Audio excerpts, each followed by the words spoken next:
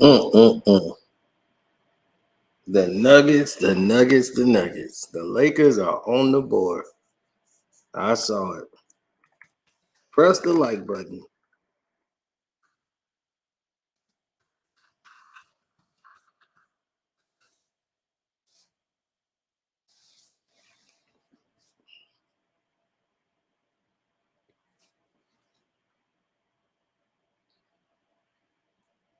Yeah, we're a little behind schedule. Um, we'll get back to schedule probably sometime this week. We should be caught up with what's going on with the Patreon, with everything. Um, just a step behind. We'll be everything will be up to par this upcoming week. We're gonna get back ahead of things. Yes, the referees definitely was on it.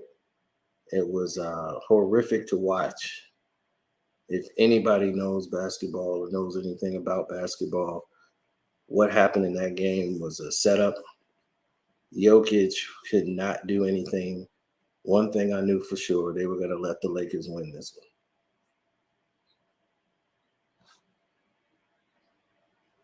So when you see things happen in a game that's not supposed to happen, or calls couldn't go certain ways, it was getting more and more ridiculous as you saw it play out.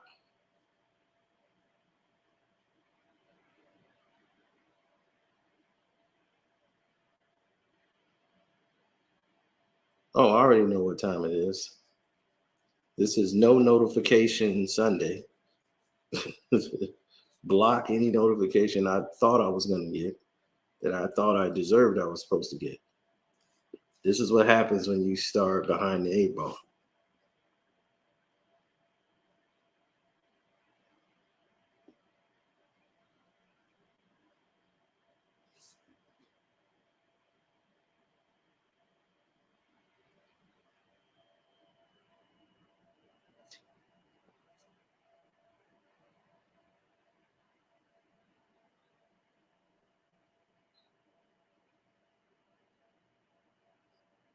The Lakers are 1-5. They can't have the Lakers continuously lose.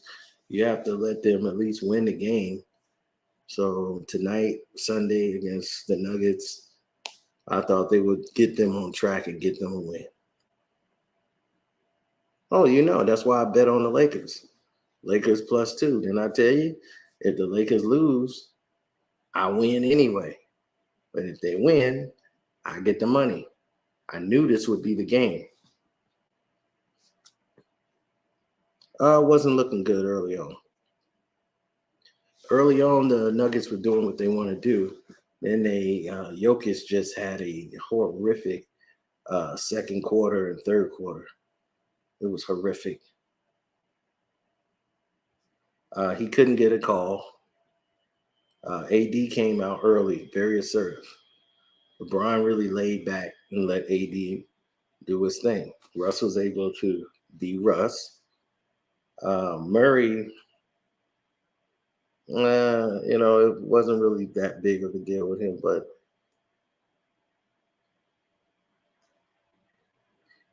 yeah, like I say, the first month is a throwaway month, so you're not even concerned about it.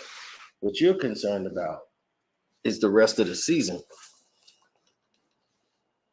See, that's what you're concerned about. That's where your passion should be. That's where everything is on the line on the table.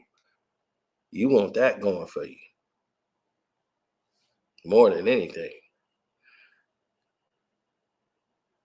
This is kind of my fault. I just went straight into doing what I wanted to do and setting this up.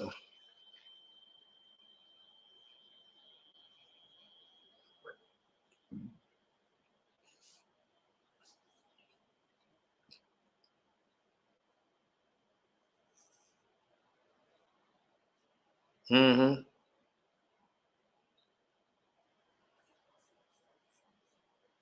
Yeah, it was very weird because it's a lot of people that didn't understand what made us us.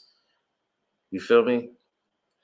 Like what made basketball basketball. I was explaining it earlier to somebody when we were watching. Who were we watching last night? It was such a terrible game. Like there was a lot of stupidity going on in the game. And I was like, it was the 76ers and Bulls. And I said, the 76ers and Bulls right now, these are the two dumbest teams I've seen in basketball. They're playing to each other's they're running the same plays, which is no play. Everybody just gets the ball and stands still. 76ers have no movement on offense. James Harden will get trapped. You would think anybody would move to try to get free. They all stand still, waiting to see what James is going to do. James is looking for people to get a ball to. They throw inside, then they set a pick and roll. All the shooters go out, and everybody just wants to shoot a three. And the Bulls do the same dumb stuff too. It is the dumbest way to play basketball. Knowing that movement offense has been winning NBA championships. Offense with a movement in it has been winning championships.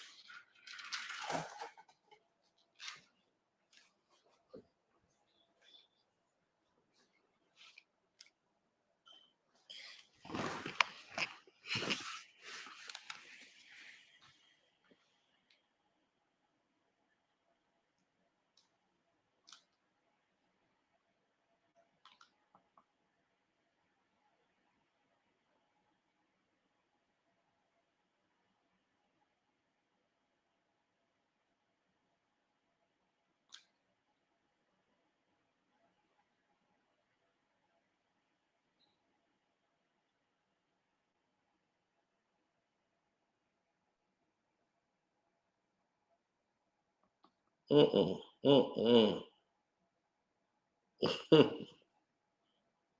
No, I'm very proud that the Pistons beat the Nuggets. Golden State Warriors.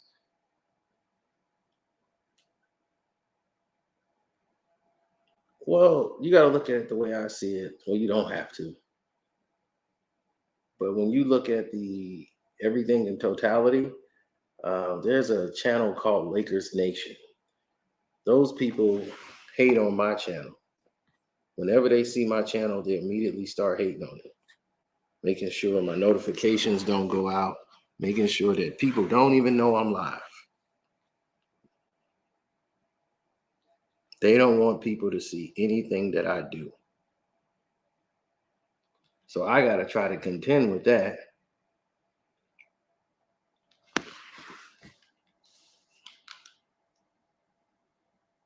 Then I have to contend with trying to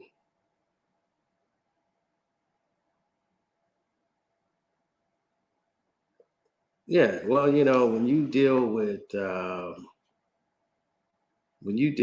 a whole bunch of insecurities, or LeBron James points was insignificant tonight. It was another insignificant night. He didn't really win the game for them. It was a balanced attack. Russ did more work than LeBron, him and AD.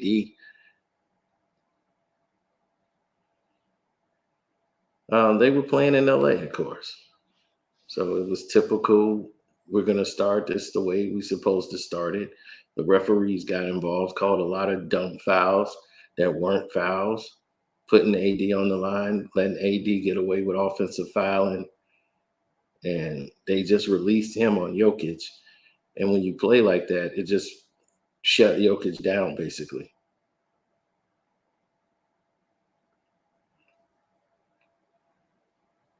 The Lakers were allowed to be very physical. They played smart basketball tonight. They played winning basketball.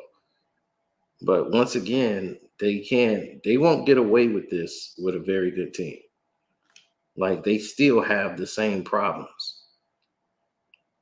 The Denver Nuggets was basically scoring 30 points a quarter. It's just that third and fourth quarter was just ridiculous. What the referees were able to do. The game was close.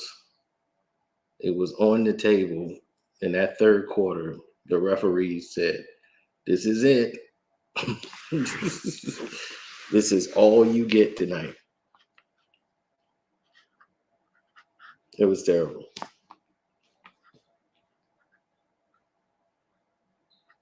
I first saw it, I couldn't believe it. I said to myself, I said, man, Jokic is killing these dudes early. Like anybody they put on them, they had to bring another guy, and they were getting everything inside.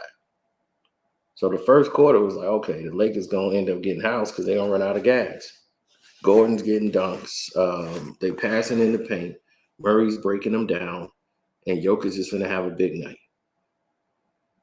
Jokic, after the first quarter, that was it.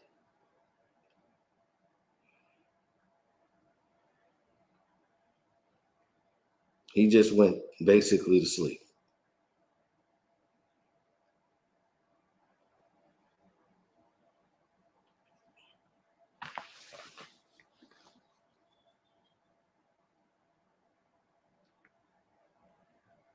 The Lakers have no defense at the rim. When you got no defense in the interior or at the rim and you got a team that play like that, you're not going to win. It's hard to win like that.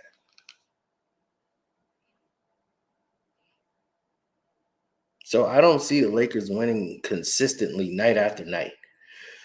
This is a game Denver really beat themselves. Even with the refs cheating, they still could have won this game.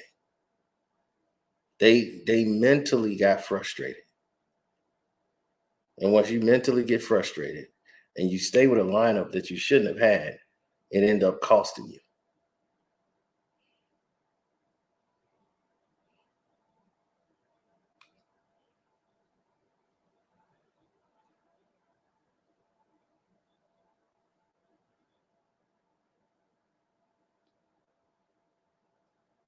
You can't win championships the way the Lakers are playing.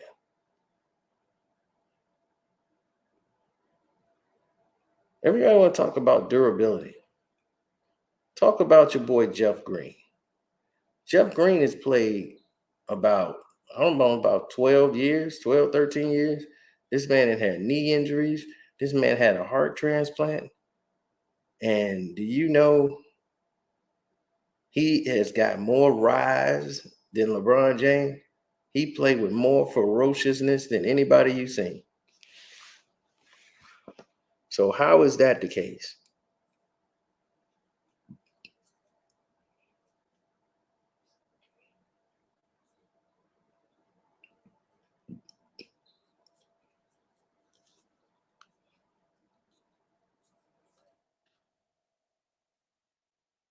Well, see, the NBA know if LeBron and the Lakers are losing, this plays into their game of let the Lakers lose some.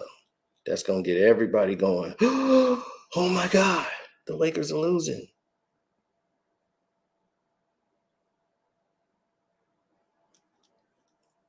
Like the Lakers are the champions. The Golden State Warriors are losing. The Brooklyn Nets are losing. The Boston Celtics are losing. And all these teams now. Now it's an open field. Anybody could win.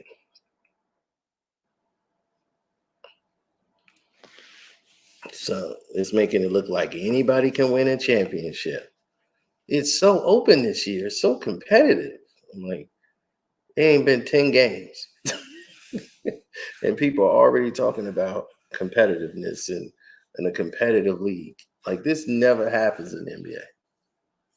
First month of the season, they're basically putting up, you know, categories of how many games somebody's out, or like anybody could win it. I'm like, dude, Utah ain't gonna be there when the smoke clears.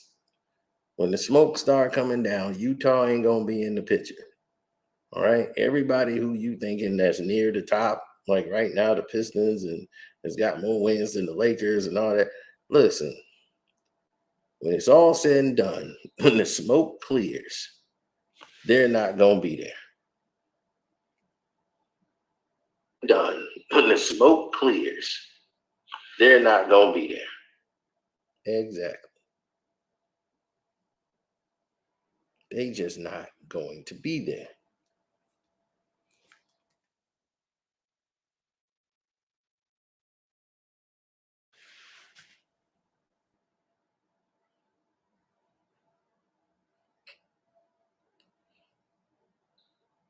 Aaron Jones was torturing LeBron, and LeBron was sitting over there getting all salty because it was all going downhill. He was stuck at 19 points for the longest. Joker was doing absolutely nothing. Guys started bringing him back was Russ and Lonnie Walker the fourth, and they started doing better when they sat LeBron butt down. That's when the run happened. You sit LeBron down, Lonnie Walker the fourth, Russ and AD did their thing. Look at that, right?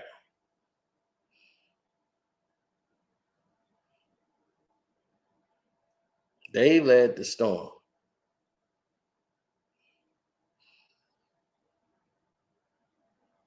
Oh yeah, the Nuggets couldn't get a call. It was over.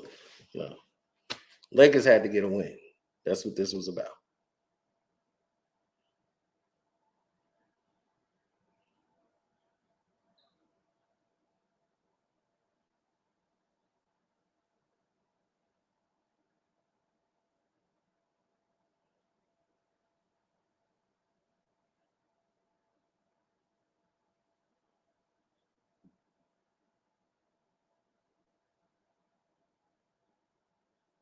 Um, oh, Jokic.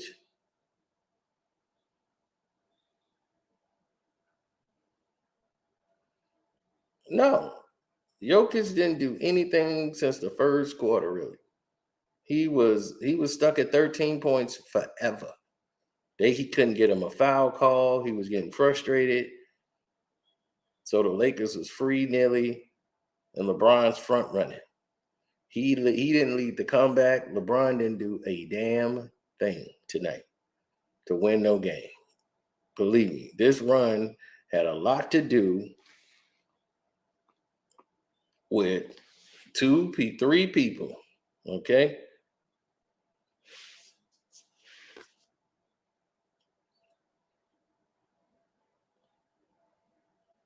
Lonnie Walker the fourth, Russell Westbrook, Anthony Davis. Those three.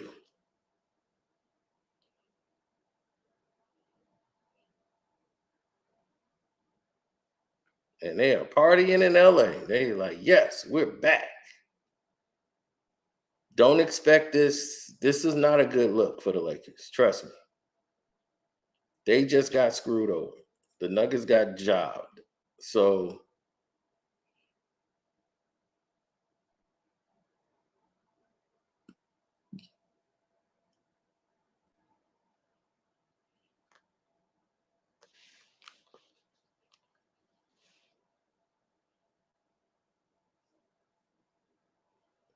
LeBron was -1. I know. You see, the plus minus tells you what really going on in the game. Because LeBron was only doing stuff front running. He was stuck and getting shut down by Aaron Gordon. He didn't score for a while. First quarter, he wasn't one doing that.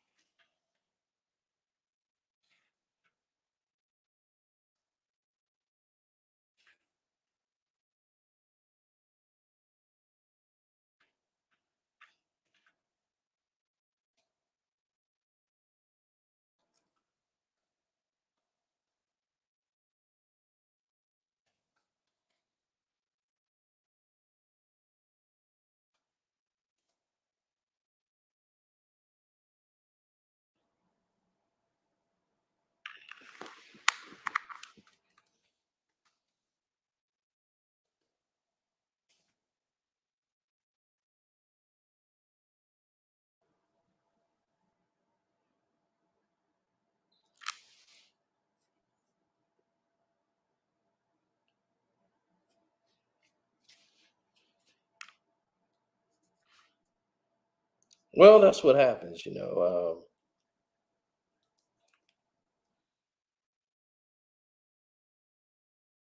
nobody cares really. Everybody go off their own. They going off their own projection. So now Errol Spence is talking about, oh, I got a big announcement soon.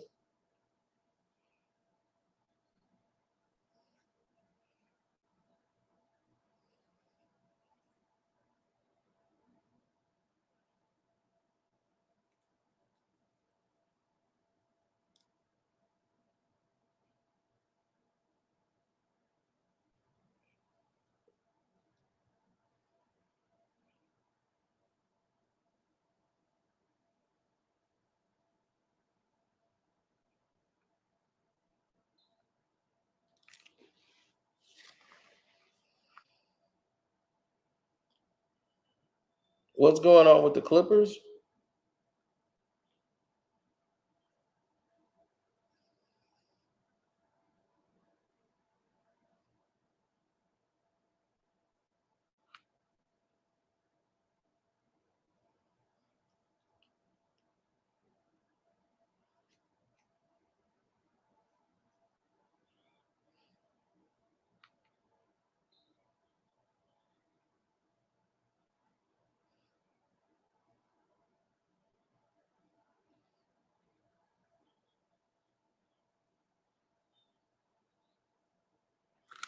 Mm-mm. No, to me it was an inspiring game. But the Lakers show you what happens if their shots are dropping. Tonight the shots were dropping. They still took.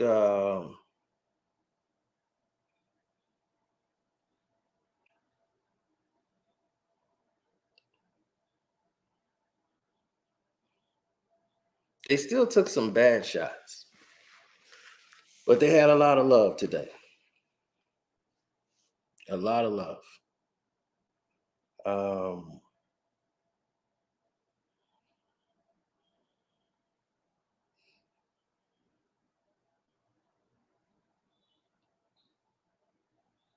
Trey LeBron James. Would that help them in the situation? Oh,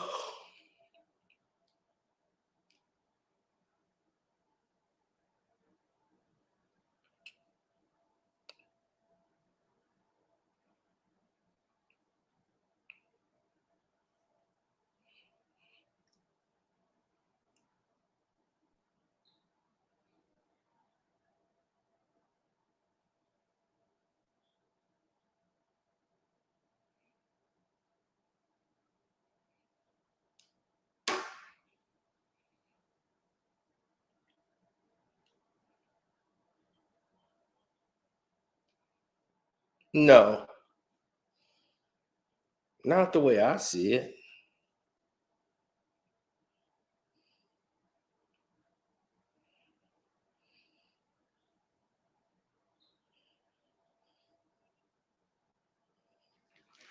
Man, things have always been different. I don't know what you talking about.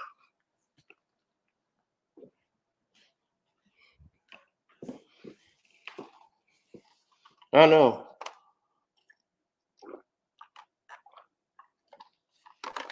Same old recipe. Same old recipe. LeBron, LeBron, LeBron.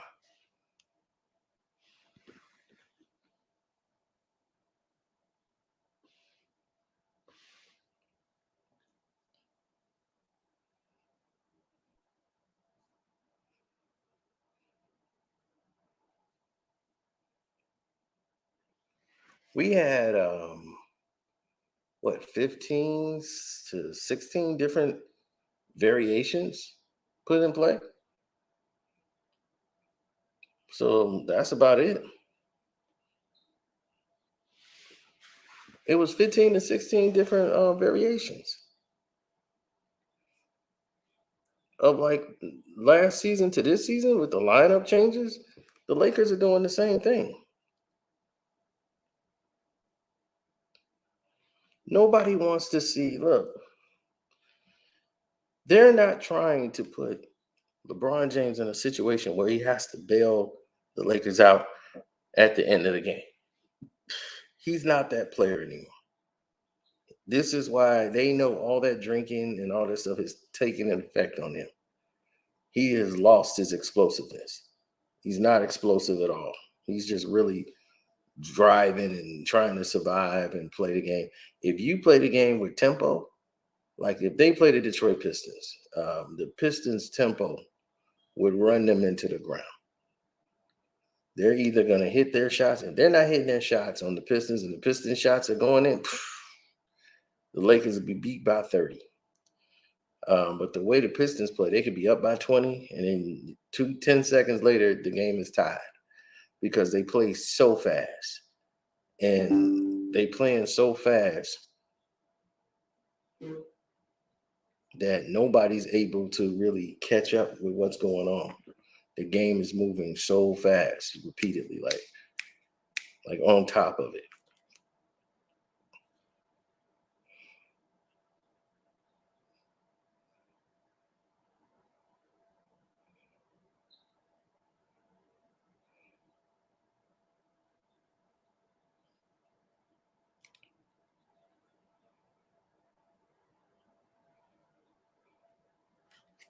I know.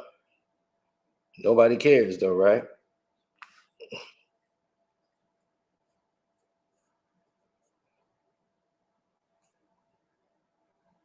The standings don't really matter right now. I mean, Laker fans are so delusional right now. Like they're really losing their mind. Like, okay, now we're getting it together. He's really starting. I think he's comfortable now being with the role he's in. Look, you played the Nuggets. You got away with one. Now you're gonna play the Pelicans. Okay, different team, better outside shooting, whole different team. Do I think the Lakers could win that game? Yeah, I think they could, but they're going to have problems because you have athletic bigs, and this is the Lakers' problem when you got athletic bigs in there.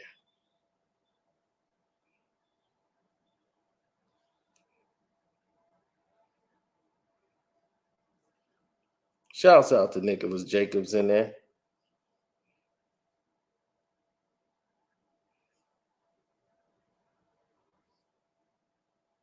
Yes, the Cash App is Carceno, Karceno.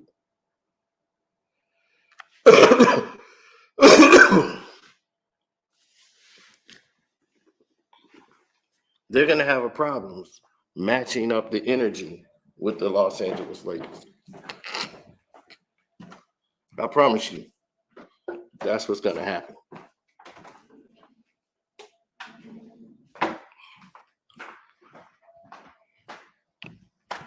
They're going to have problems matching that energy.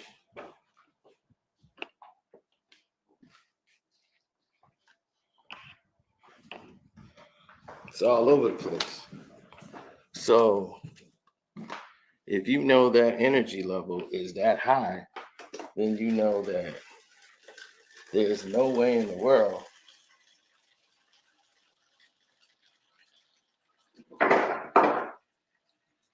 anybody else is going to be able to match that. CJ is there to get him that stability. So Pelicans should be all right.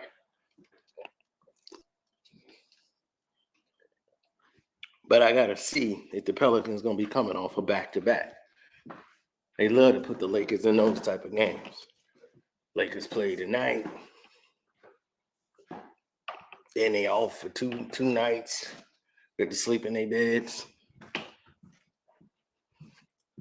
Then come back and boom. They got a whole new game.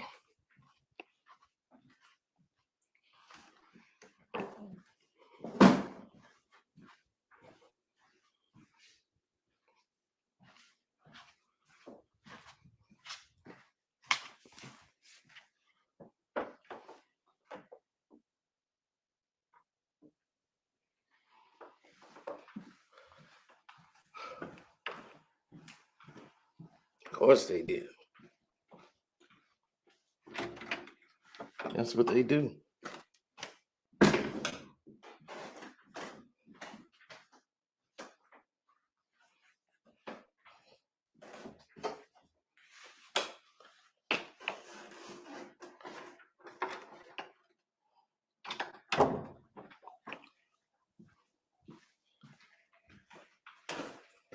No.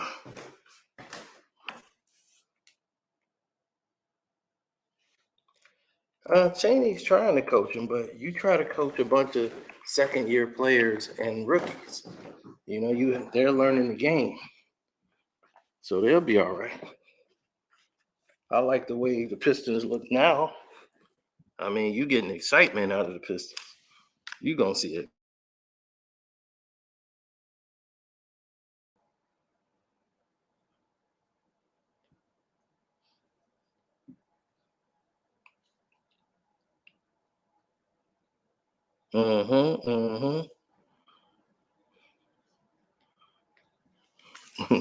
You gonna see a game when they play.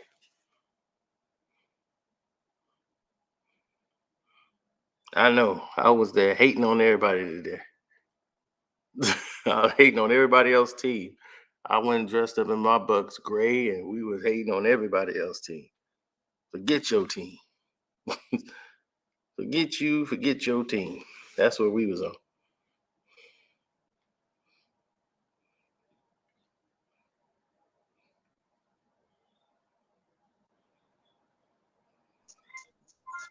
What's up, X?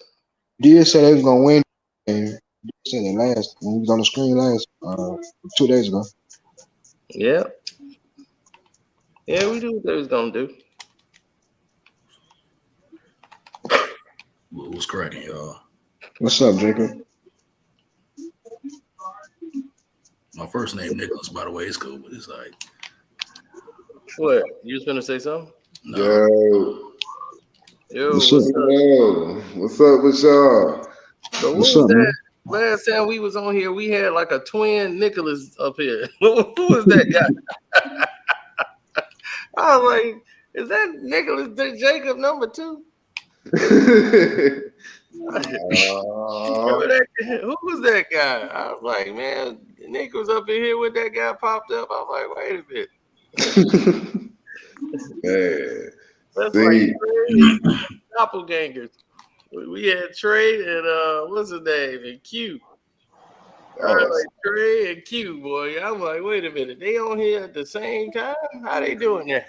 Yeah, man. I just got out of HD stream. oh, you did? Yeah, Oh, he streamed the football games on Sunday. yeah. he do.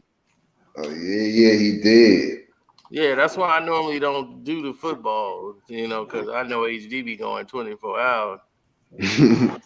So I'll be like, man, I'm going to just let him eat off that. You let him kill me with that Rodman. Can I play offense thing? I'm like, that theory just don't sound.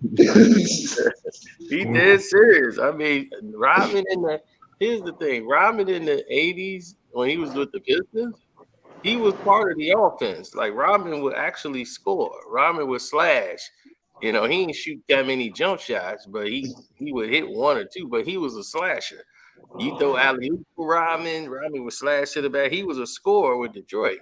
He'll give you, he didn't score 20 and 20 before in a game. Like, Rodman could actually score the basketball, but mostly slashing, putting the ball down, driving to the hoop. That's not really his thing, or jump shooting. But Rodman used to hit threes. Y'all don't remember that, but I'm telling you, Rodman used to shoot threes. He used to hit. Have you ever seen Rodman dribbling, Cino? Like, have you ever seen him dribbling like Isaiah Thomas? Like, I saw him. He dribbled like LeBron James. Oh Lord, don't tell me. He was sick dribbler. He ain't finna go no in between the legs. He gonna boom, boom, boom, dribble it hard going down. But Rodman hit threes for us. Started hitting a bunch of threes and everything, grabbing 24 rebounds. I'm telling you, Rodman from 1990 to 92 was an offensive threat. Even with the Spurs, he was doing that. When he was with the San Antonio Spurs, Rodman would get rebounds and score. He was doing both. He'll give you about 10 and then have about 20 or 18 rebounds. He was just crazy on the board, especially in 92. 91, 92, he just really just focused on rebounding. His And whole man, spirit. he had That's his whole dominated the boards. He was already Defensive Player of the Year twice. Yeah. Then he changed it up. He was the runner-up almost every year, but he was just incredible. He made his first All-Star game, I think, in '92, right? Yeah, 92 made his first. Yeah. Made it to the All-Star game. Right. Yeah, that's good. Yeah, the Golly. Bulls was mad about that because we had 3 Pistons in the All-Star game and they only had 2. Mike and Scotty, they was like, no, I think they forgot who won the championship. I'm like, no, they just like, we don't care. This dude is special. None of y'all is special except for Mike. Right. Yeah, I mean, but I meant to ask y'all about that Laker game because I think I was watching that Timberwolves game they were playing a couple days ago. It was the third quarter with 5 minutes left, and I swear the Lakers had 14 turnovers. And I said to myself, y'all ain't winning this game. I don't care how close it looked. Y'all ain't winning them. Couldn't win the game like that. No, you can't. And when you ended But I up with like, already knew they was gonna beat the Nuggets because I'm like, they played them last time. They know how they play, and they'll be a little bit more prepared for it.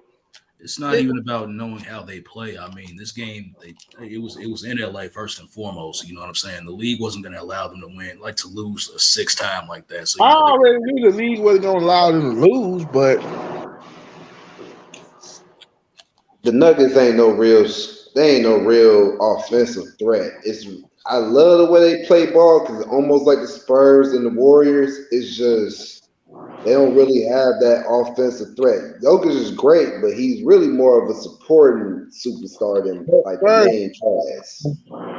he had like 13 in the first quarter and didn't do nothing for the rest of the game. I swear he finished with like 18 points. That's what that's what You know, they and that do. was unacceptable. I mean, he was getting hammered down there, and they wouldn't, you know. and I said, oh, AD must have watched your video and saw how you was clowning him. He's like, okay, he ain't gonna score like that again. I mean, he ain't very athletic and coordinated to be scoring on certain people. You know. Yeah, I mean, when you look at it, the way it went down tonight, AD was allowed to be aggressive. You know, and that's what I'm saying. They allow AD to be that putting an elbow in somebody's chest and going up. He did what he was supposed to do. But the X factor today was Westbrook and Lonnie Walker the 4th. So they carried the game. Of course, Lonnie Walker the 4th was. Nobody talking about Pat Bev underperforming. Like you gonna stop making a shield for Patrick Beverly's underperforming. Like I'm not accepting his performance no more. These 6-4-4 games, unacceptable. I mean, Pat Bev because he was hot today. I mean, I'm like, of course, Lonnie Walker's the X factor because he was hot the last game. That's why he stayed on the floor. Like I said, he was the best player they got. I don't know what Shannon Sharp was saying that day when he was talking about your 3rd best player is Lonnie Walker the 4th, then you're gonna lose. I'm like, what is he talking about? You know, Lonnie ain't that good though. Like you don't really expect him. Don't depend on him to do that every night. That's why I'm saying he's not that good. Lonnie Walker has the ability to create off the dribble. He has the ability. And need be control, run the floor, and run the offense. He's a streaky shooter. He's a streaky scorer at that. It's not. Here's the thing about him. He's not really a streaky scorer, but you're right. I wouldn't expect him to hit that many threes. Of course not. Yeah. But the thing is that he's playing with people that don't play in a system. He comes from a system. He comes from the Spurs. They play in a system of motion offense. He's playing with people that don't move. They run to a spot like a robot and stand still and wait to get the ball to shoot the 3. That's not what he ran in San Antonio. That's not how they play. So he's being limited. But what he does is he can control the ball. He has the speed to get by the guy without a. He don't need a pick. He could cross the guy and get by him. See, the Lakers didn't have a guy like that. The Lakers have to get a pick and roll because they can't. They don't have a point guard that can get by anybody. So when you don't have that element and the people you playing against, they got a point guard that can get by your guy anytime they feel like it. That's a problem. Now you're putting pressure on the inside guy. But if you play stupid basketball like the 76ers and the Bulls, you're gonna see this a lot. The guys, all they doing is driving, kicking it out for three. Driving, kicking it out. Timberwolves play just like that. They both stupid. Okay, I don't know what that is. Sure, you got to fix that, man. Oh, that's Trey again. Yeah, Trey. Trey, you got to fix that. Yeah. But nah, I actually look at that I look at it very weird because I looked at Lonnie Walker back with the Spurs like he's okay, but I didn't look at him like that's something I really want for my team. Like everybody in the NBA can drive to the rim, finish either hand, unless you Victor Oladipo. But you gotta, I don't know. The Lakers look to me, they look old, they look dry. I guess it's the first month of the season, so everybody really not in shape, but they don't look like so called. Hey, that's funny. The Jews pay dividends.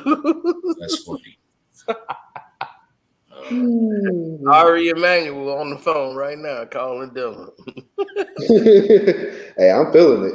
I like that. But I actually ain't feeling it. They played the Jaguars. Don't give too much credit to Russell. Trevor Lawrence ain't nothing. But, oh yeah, speaking of that, you got to start taking them L's better, man. You wearing that Bucks gear mighty prideful right now, but I swear about less than 48 out, maybe like 72 hours ago, that man threw that hat and he didn't know where it was at. No, I didn't, but I got it back once the divorce papers were sent in and finalized. Oh man, you really worried about that, man? Brady, all right, but yeah, you know that was gonna happen. You knew that L was coming. Yep. Okay, let's see if Trey got that fixed. Uh-oh. Let me see. Trying to make sure I ain't having no more audio problems. Okay, all right. Oh, you cleared that up right there on the spot. That was live. Yeah, but Tom Brady, I knew that divorce was coming. Once they said she left the house, I said, yeah, that divorce coming. It's coming. It's coming. Oh no. I looked at it and said this has nothing to do with Tom Brady performance. It's like he's getting old out here. He looked like that quarterback on any given Sunday. Not Jimmy Bean. There's nothing wrong with Tom Brady. Why does y'all keep thinking it's Brady? This is what because I'm looking at the decision making. You're looking at more the stat I'm like, man. I'm not looking at the stats at all. I'm looking at the game. I'm looking at Mike Evans not knowing to play. I'm looking at guys false starting, lack of discipline.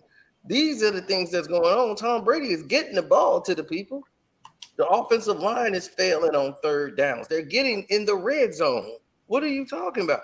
They're settling for field goals instead of where they used to get touchdowns. They're not running the ball enough. They're passing too much. But whose decision is that? You know that's Brady's decision. There's no offensive coordinator in the world that's calling that play other than Brady. He showed us last year when Gronk was like, I need my money. And Brady was like, I ain't even tripping. Y'all go. If Brady was diminishing, they would not have him throwing as many passes as they have him throwing. That's what they did for Matt Ryan. Matt Ryan has thrown the ball 41 times. We did not think that made him look like a good quarterback. They do it for Brady all the time. Even when he was in New England, the running back was cool, but he ain't. Yeah, this ain't Belichick offense or defense. But the thing is that they're not running the ball enough. When there's a lot of second and twos, and we start passing. And next thing you know, we're off the field. We're blowing things that we don't normally let happen. Like we score right away. Godwin's not ready. He came back from the surgery. I mean, having his injury, he came back too soon. He wanted to start the season off. He's not 100%. They're still trying to get him up to speed to do what Godwin do. Mike Evans has got to be the guy to rely on, but he's not even knowing the plays. He's coming out of it and almost making us throw picks because he's forgetting the plays on third downs. Every time in the red zone, we're getting false starts. Guys are missing blocking assignments. Tom Brady getting sacked on third down because guys ain't getting open. Julio Jones is done. He can't even run around. You gotta get open. I mean, he can't get any separation. He can't get open anymore. So now he's not getting open. You don't have a tight end that knows how to block. Cameron Brate has been out. So now we got a backup rookie tight end in there blocking. I mean, we got Rudolph now, who used to be with the Vikings, but now he's old and busted now. But we got Rudolph in there. But we were supposed to have Cameron Brate, who knows the offense, but he got his bell rung and he's been out for weeks. So now we got this guy in here, but both of them are not really blocking tight ends. Like OJ Howard could block, but we couldn't keep OJ Howard. I wish we could have, because he would have been great to replace Gronk, but OJ Howard was like, look, I'm out. They ain't gonna pay me the money, I'm out. Then we didn't bring back Pierre Paul. Should have been brought back Pierre Paul. Can't have them all. Yeah, that's all I'm saying. Like, guess what? You wound up playing against Pierre Paul Thursday night. Yeah. I was like, man, he gonna say, oh, I don't have no ill feelings towards the Bucks. Yes, you do. Stop lying. Yeah, they did young Buck better than me. You gonna see. I mean, I look at Brady and I'm like, y'all still in division with the Falcons. Like, literally, the Falcons are 3-4, and they're the leaders of y'all division. Y'all look like the NFC. Now they won today, so now they one game up on the division. That's about it. But we're not worried about that. The Falcons will fall. We will win the division, and we'll be in the playoffs for winning the division, and everybody think it's going to be sweet, and we'll go on the road and spank everybody. All we got to do is get everything together. Yeah. Then you get y'all beat the Saints more than y'all beat the then you Falcons. gonna blame the NFL and how the NFL don't want the Bucks to do. Bro, y'all not going to the Super Bowl. Get that out your brain right now. Okay, fine. Yeah, but this is championship football here, man. We know what we're doing over here. Championship football is not what we saw on Thursday night, sir. No, that's not. But that's what I'm saying. We don't tolerate that type of play. We 7 games in the season. How long you tolerate it? No, we ain't gonna tolerate it at all. We finna fix it this week. Yeah, we getting that fixed immediately. But it's hard to fix something when you don't have the pieces to get it fixed. Julio Jones is a broken down. He's running like a broken down Pinto. He can't put no separation. So when Brady throwing the ball, he getting outbeat by the cornerback to the ball because he's not that kind of receiver. His thing was go downfield with speed, break open, wide open, and catch the ball. Run a screen for him and let him use his strength and speed to his advantage, like run a little hit screen. Anymore. They tried those plays. Only thing they could do with him is throw a deep ball. They hope he get down there and they throw him a jump ball. Other than that, he's done. So we got a bunch of people that's out, and that threw our whole system off. And it's cool. We're gonna get them back, and we get Cameron Brate back. Things are starting to go back. So we got a tight end we could trust, who's athletic, who can catch the ball in the red zone. I don't know what's going on with Fournette, man. I don't know what. I don't know. He was out there partying with no cap and no. His problem is he's not weight disciplined. This has been his problem ever since he was in college. He came in the league at about 250 some pounds, and then he came in. I think he came in the camp at. They said he came in the camp at 260. Oh wow! So this is why the rookie is getting all the breaks. Well, we need to put him in there and let him go. I think Brady need to retire too, but people don't want to let a good thing go. Well, no, I ain't gonna let no. Like I said, when Brady decided to come back, everybody's like, "Oh well, he's retiring. He's coming back." I knew he was. I said he can't stand being out of the spotlight too long. He coming back. Nah, Brady like that quarterback off any given Sunday. Like it's the cop off The Wire. If you ever watched The Wire, it was the McNulty, the dude who, if he's not working the case or he's not doing police work, he don't know what to do because the job consumes him so much. He don't know how to separate himself from the job. That's why Brady takes shit personal. Opposed to his team, they like, we just won the Super Bowl, nigga, we good. You know what I mean? But that's different. I'm like, bro, I'm just starting to see players when he gets to, you gotta do, they looking at him like, man, I'm not trying to hit that right now. Get out my face. Yeah, his old ass. You want 8, dog. You ain't running out that pocket like, bro, you're not going to run out the pocket, create more time. So if I'm not doing this exactly on point, nigga, you can't do nothing. That's what made me mad about Brady. I'm like, dude, when Lamar Jackson was out here, those receivers he have are no better than what Tom Brady has at all. Like at all. And to see them come out victorious against them, it's just like it's so many excuses that I see that you'll raise for Tom Brady, but for any other quarterback, it would have been just he ain't happy. Russell Wilson, he ain't happy. Tom Brady, that nigga. LeBron James and Tom Brady are pretty much the same people. Same people. These the same people. These the same people. I can't stand.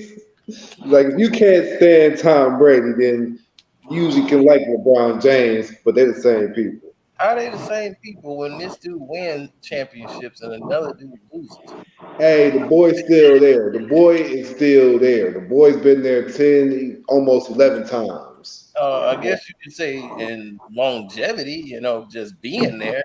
But this is They a man that Tom Brady's a winner. That's the thing about him. He's a cheater. He's a cheater. The tuck rule is something a Raider fan will never let you forget.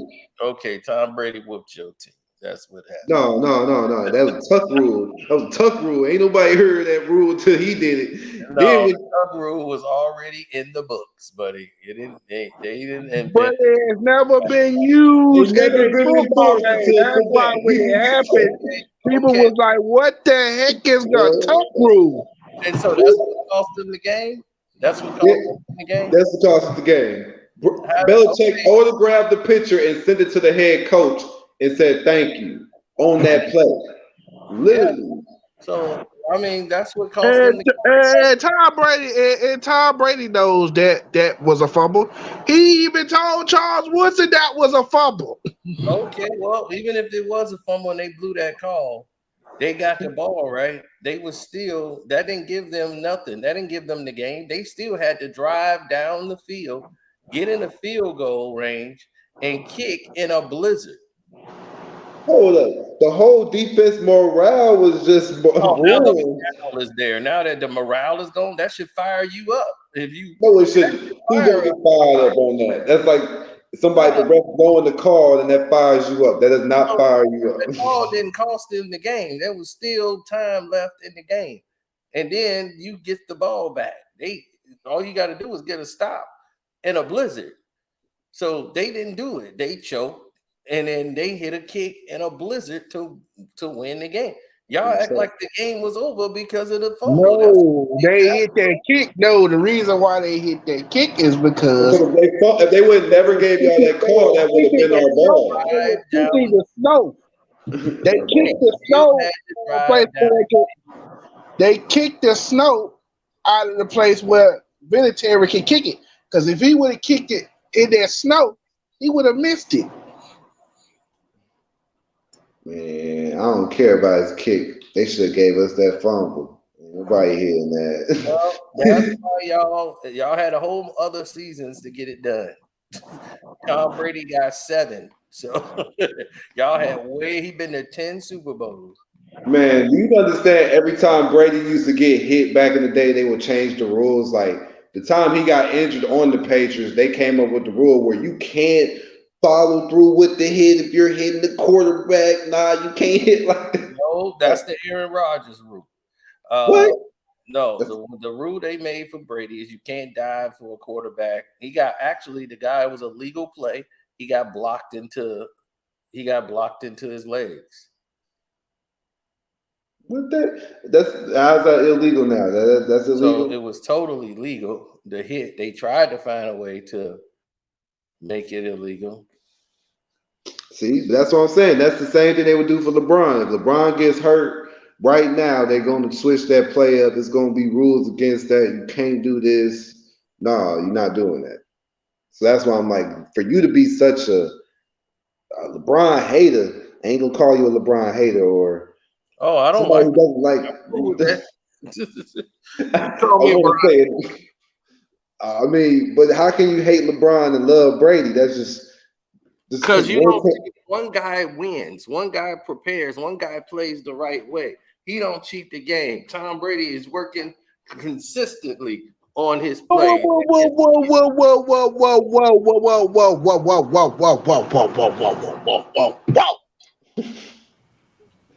Brady don't cheat the game. Nope. So his coach didn't record the So practices he of the hasn't been in a couple of questionable situations. Because I'm pretty sure he has. He ain't been in no questionable situations. What about when he flattened? What about when he flattened that ball and then he hit the quarterback? When he what? When he flattened the ball. Tom Brady didn't flatten the ball. It wasn't him, but he was punished for it. Yeah, he got punished for it because they ain't had no evidence, but the NFL is stupid. So they wanted, and he fought it all the way to the Supreme Court. He did not do that to them balls. Plus, it didn't change the outcome of the game. They fixed it at halftime, then they got blew out after they fixed it. Hey, that's what I'm saying. It don't make any damn sense what everybody keeps saying. Once they fixed the deflated, the fact is that he got suspended. So when people say, okay, he got suspended, he's guilty. Yeah. Okay, if you want to say he's guilty of that, okay, he's guilty of it. What did it matter? It didn't change the outcome of the game. It actually helped the Patriots because they ended up whooping the Colts' ass even more once they fixed it. So it wasn't like it was a close game and the deflated ball was what was hurting him. The deflated ball meant absolutely nothing to them. And the reason the balls got deflated is because they were sitting in there where it was warm. Then they left them out in the cold. What happens if you take a ball and you take it from a hot environment where it was sitting under the damn heater and you put it out on the field? It's going to lose its air pressure. So that's what happened to the balls. That's all that happened. Whoa, about that. He said, hey, he didn't do that. Right, he didn't. I got a basketball right now sitting in my garage. It didn't lost all the air pressure. And you know why? You ain't been out there hooping no more. See, you used to really make videos about recording. Now we just talking. I was hooping just a couple months ago. I was out there on the court shooting. Couple months ago. Come on, OG. That's a long time ago. This is over 60 days. All right, I'll be back. I'm gonna go to the bathroom. Oh Lord, man, I think for sure that LeBron, he ain't the greatest thing, but I won't just call him the worst thing moving. What do you think about the game? Talking about tonight's game? Yes. Tonight's game was pretty. It was pretty one-sided affair. See where this is going. Wasn't much suspense to it. How many free throws did LeBron make today? Guess enough to win the game. How many free throws did he make? You have to look that up. I ain't even checking on his stats like that. I just watched the game. No. Cause yeah, bro, I'm not a big fan of that shit. But dude, I just saw the craziest stuff in the world. What's the craziest stuff in the world? LeBron James actually is on course to win this championship this year, even with losing all the games this month. No, the Warriors are repeating. I'm a Warrior fan and don't believe in the team morale. Now the Warriors are gonna go back to back. Steve Kerr is gonna have 5 championships as a player and 5 championships as a coach. I couldn't imagine. Yeah, so No. they're repeating this year, I back don't. to back. I'm a They might Warriors. not repeat, but they're gonna repeat. And I'm a Steph War. Curry will be the GOAT because he's gonna have 3 championships without a super team and 2 championships with a super team. I mean, what's a super team nowadays? Yeah, I'm talking about that was it with the Warriors. He had a super team. You know, when KD came, that was a super team. But now he won 3 championships without a super team. He's about to win this year. Oh shit, man. It's not that bad. It's not bad at all. Yeah, the Lakers. Who are you taking at the free throw line in pressure situation? LeBron, Jim, or Carcino? Um, I want to put a professional on the job. At Never the free seen. throw line, so are you taking LeBron, Jim, or Carcino? I'm supposed to say LeBron James. I've never At seen the him. free throw. I'm not talking as a player. At the free throw. I've never seen Carcino. Carcino don't strike me as I'm putting my money on him to beat LeBron at the free throw line. Yeah, you know that there's kids that shoot better free throw than LeBron. I don't Do you think know so. that the JV soccer player, there is high school basketball player, college basketball player that are better at the free throw line than LeBron? I don't think so. We would have probably know that kid's name. I'm talking about at the free throw. I'm not talking about um as a player. Yeah, I get what you mean, but you gotta understand, he's a professional player. This is LeBron James, Yeah, he's a and professional player, but me, I'm talking about free throw shooting. I'm not if talking we, about better as a yeah, but player.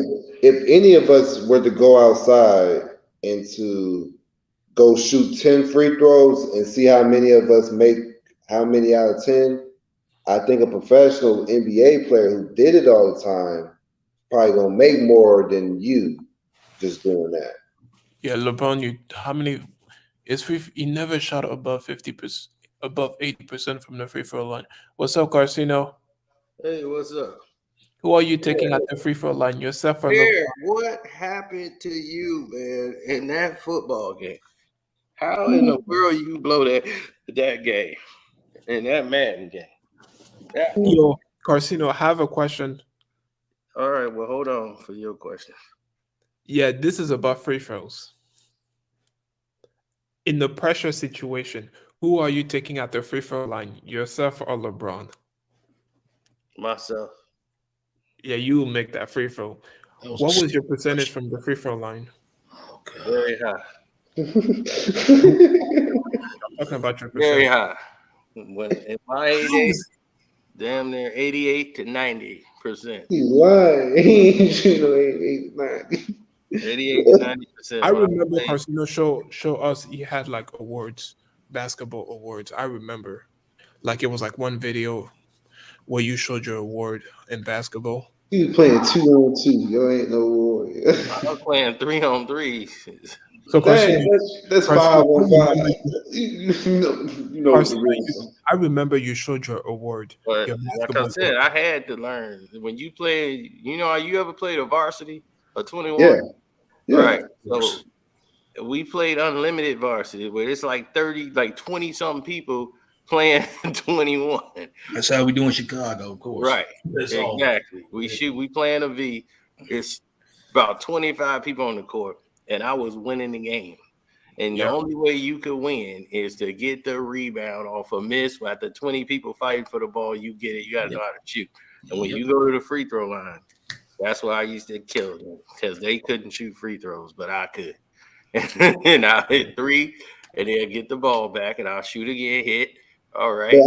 But don't you feel like there's a difference between playing V-ball and playing organized basketball? Of Like, course there is. But what this does is it teaches you how to hit when guys are coming at you, how to shoot, and how shooting actually matters. Because it's when you play a varsity with that many people, it's like 2-3 guys running at you as soon as you get the ball. So you can't be dribbling to the hole. That's just never gonna happen in a big V. Yeah, but you're only playing in half court situations, though. Yeah, but Carcino, So what it does is it improves your shooting. You're gonna have to be an efficient shooter to be in that game. Yeah, Carcino, I would take LeBron as a basketball player over you, but I will take you at the free Well, throw. I would take him over me too, because he's 6'9", plays in the league. I've been sitting on the couch and sitting in the house. So But right at the now, free throw line, I will take you. At the free throw line, I'm taking you. I mean, right now he probably would shoot because it's been his job for 20 years. Yeah, Play the game. I'm talking about free throws. I'm not talking about as a shooter. I'm talking about free throws myself. Like I haven't been out there. My technique is probably rusty, and it's different. My body has changed. So my body changed, Ace. Maybe back in your A I'm days. breathing different. I'm shooting. Maybe back in your A days, maybe I will take you at the free throw line. Oh Lord, forgive him. Forgive him. I think Mike's still got it. I think Mike will still make free throws to this day. Oh Lord. Yeah, man. No, but I was gonna tell you, when you made that video about What to say? Kyrie Irving, were you more upset with the interviewer just the way he was pressuring him to have to talk to him, or it was the fact that he was just trying to get through his narrative and it had really nothing to do with him as a basketball player? My thing is he was trying to make a moment for himself. He was asking Kyrie that to try to make a moment, to try to get that. I got to get this from Kyrie. So he asked him about the Alex Jones thing first. And then that segued over into the comment he made about him posting about the book. Like, dude, you post stuff on there too. You know, like you post stuff, anybody post something, dude. I see you promoting it. And he's like, oh, you put it on your page, so that's like you promoting it. No, y'all giving it more promotion than me. Because basically, since y'all made a bunch of noise, everybody been checking it out. He's just making a comment, is not promoting anything. Hey. What in the hell? Sorry. It was me. Like I forgot to turn down my volume because I was watching a video. Sorry.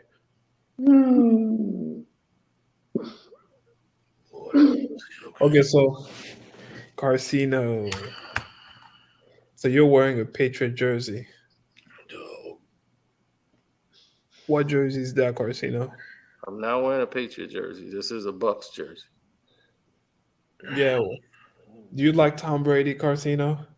Oh, okay, man. I just ask us like. All right, now you just trying to just talk. You have nothing to actually add to the conversation. So let's get back to the NBA. Okay, let's talk about the Lakers. Forget about it. What do you think about LeBron's performance? LeBron's performance was subpar tonight. It wasn't really stellar at all, but he got 26, 6, and 8, I believe. And that's all that people gonna notice or pay attention to. But overall, he did not have anything to do with the impact of the game. He didn't even lead the comeback. The comeback was Lonnie Walker the fourth, Russell Westbrook, and AD.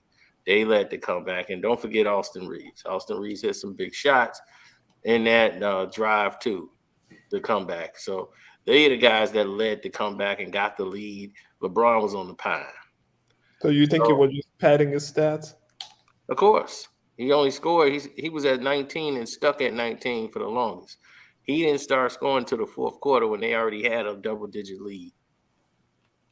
So that's when he started putting in some threes and everything else because he had no pressure because they was already winning. So it just goes to show you they better off without him because he slows the team down.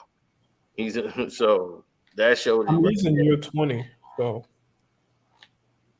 he's in year 19. So it's like he's not the same LeBron. Of course not.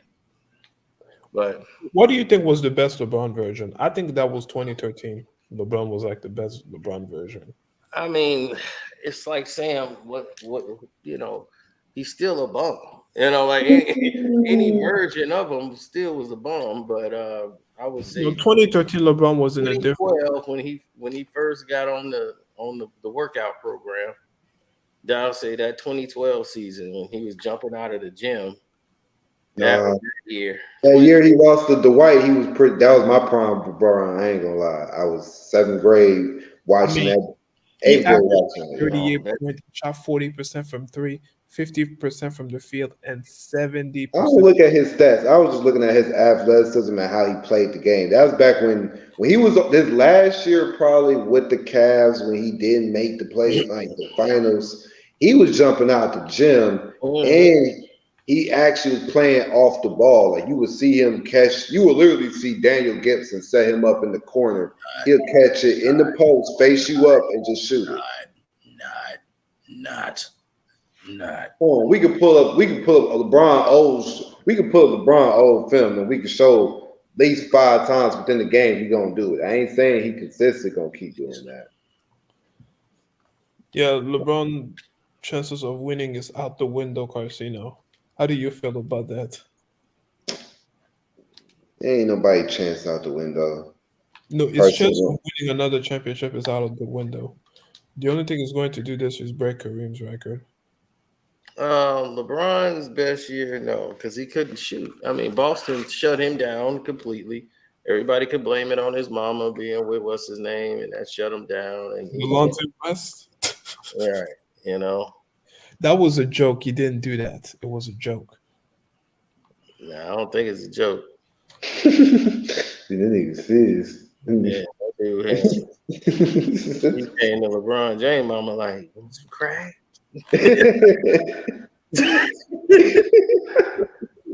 Yo, I was not. Yo, I ain't gonna lie. That wasn't cost anybody the championship. Let that happen This to is Michael Jordan. Somebody would have got hit. That Yeah, happened to Kobe ever since Bryant.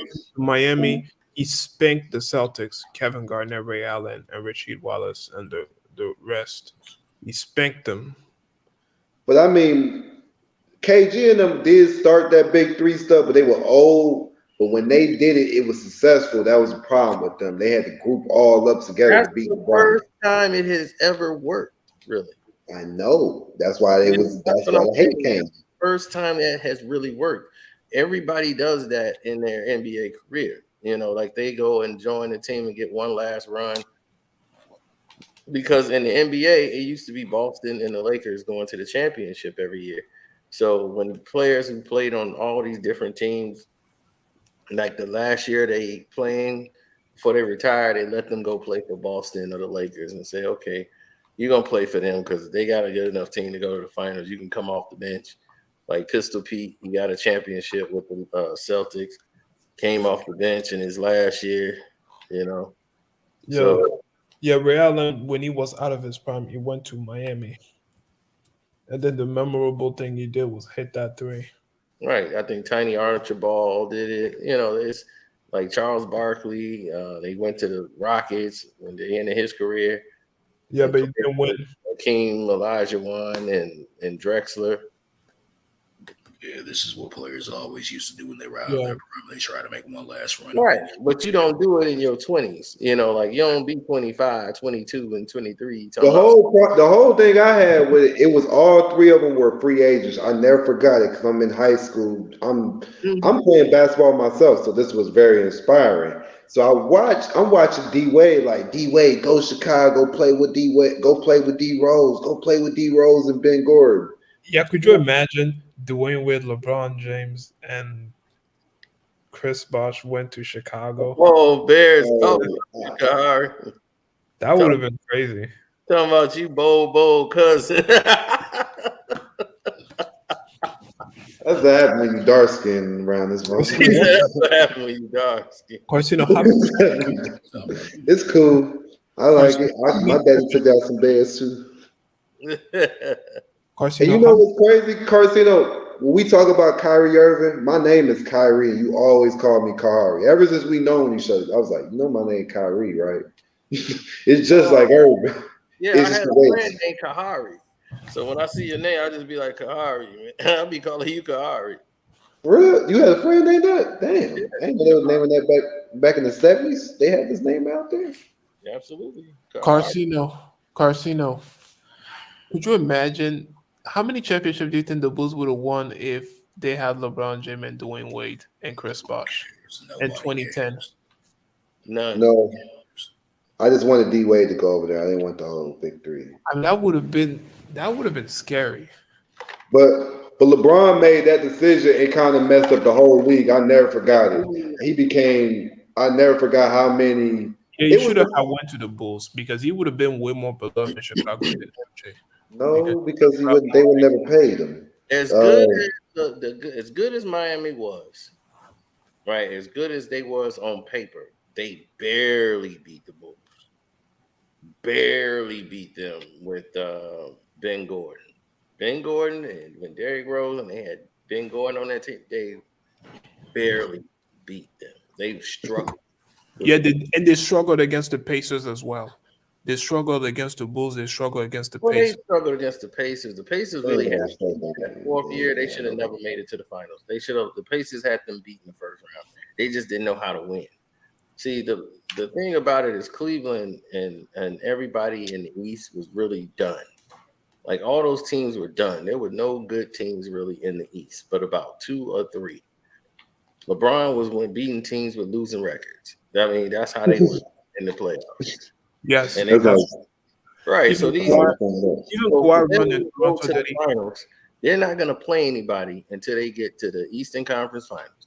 The first 2 rounds, they end up playing Toronto or or the Hawks. right the Or the Hawks. Hawks. Right, they'll beat them every time. Toronto, the Frozen gonna freeze up, and then they know they're gonna beat them no matter what. So they get into the finals. They're not gonna have any matchup problems until they get to the Eastern Conference Finals. So or whenever they run into Boston. Now the yeah, Bulls and Boston's will push them to the limit, but the Bulls didn't know how to close every yeah, night. They just didn't know how to put it together every night. yes. And the thing I don't It had to understand, be a heroic performance. as good as the Heat was, it's like it was still competitive. You know what I'm saying? Like the East was still competitive. They had Boston and all these other teams.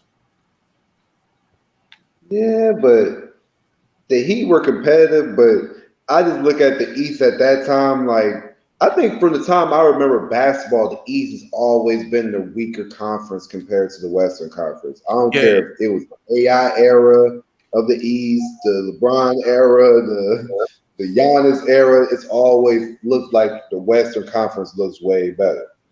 yeah. The West was way better, but LeBron was struggling in his early days in the East. He went up against It's just Orlando. the West is naturally competitive. Not, I was surprised to see LeBron even make the transition to go to the West.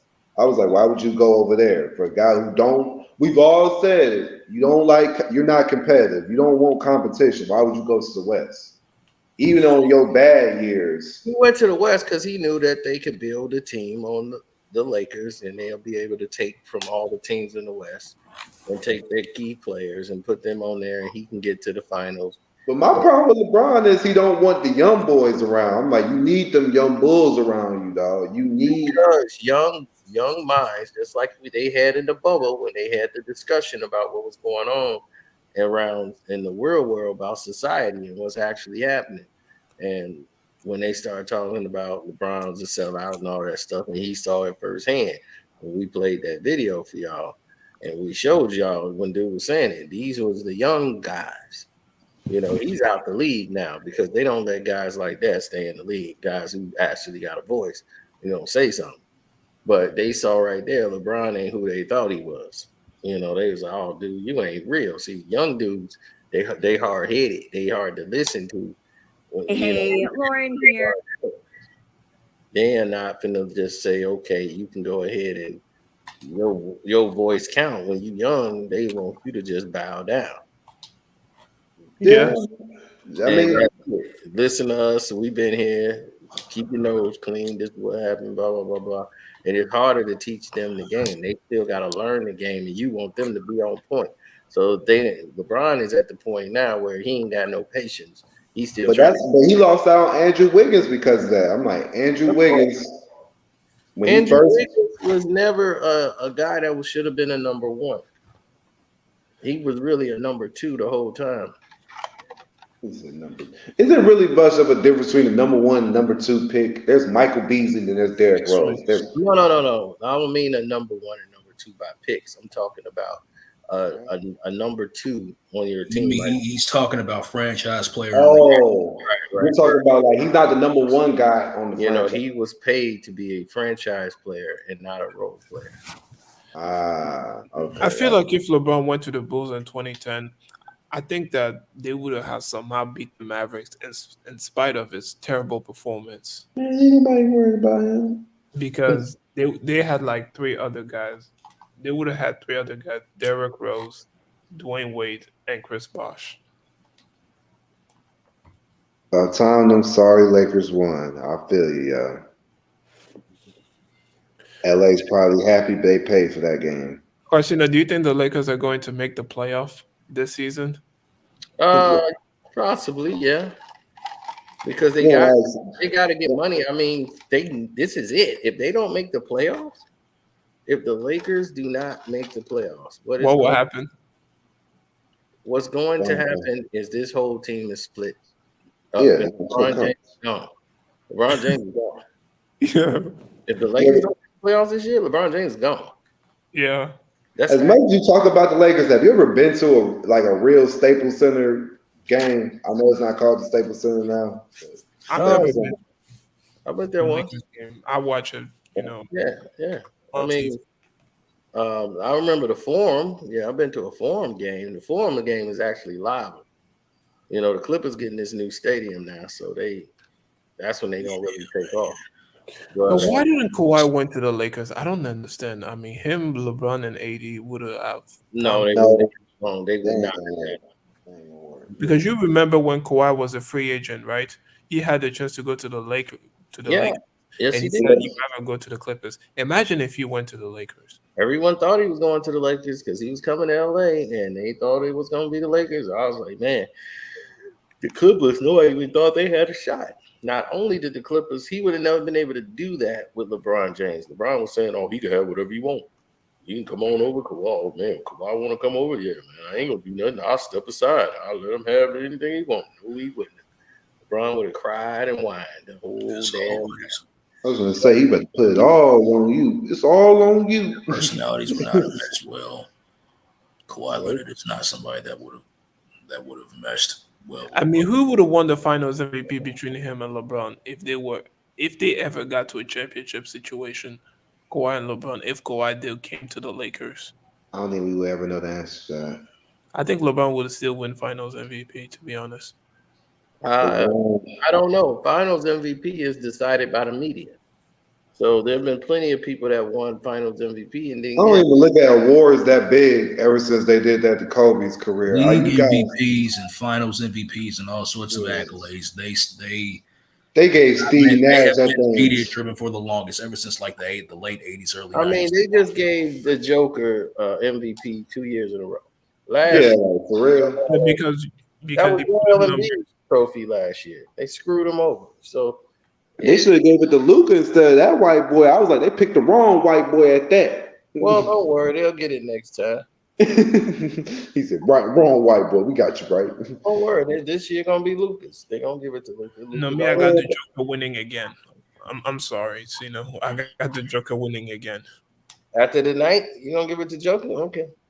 Yeah, sorry, it's one. I mean, it's just one game. I've always felt game. Okay, it's fine. You think it's like 82 games throughout the season. If you think Joker gonna get it over Luka, all right. I'm gonna tell you right now that trophy belongs to Luka. They already putting his initials in the damn thing right now.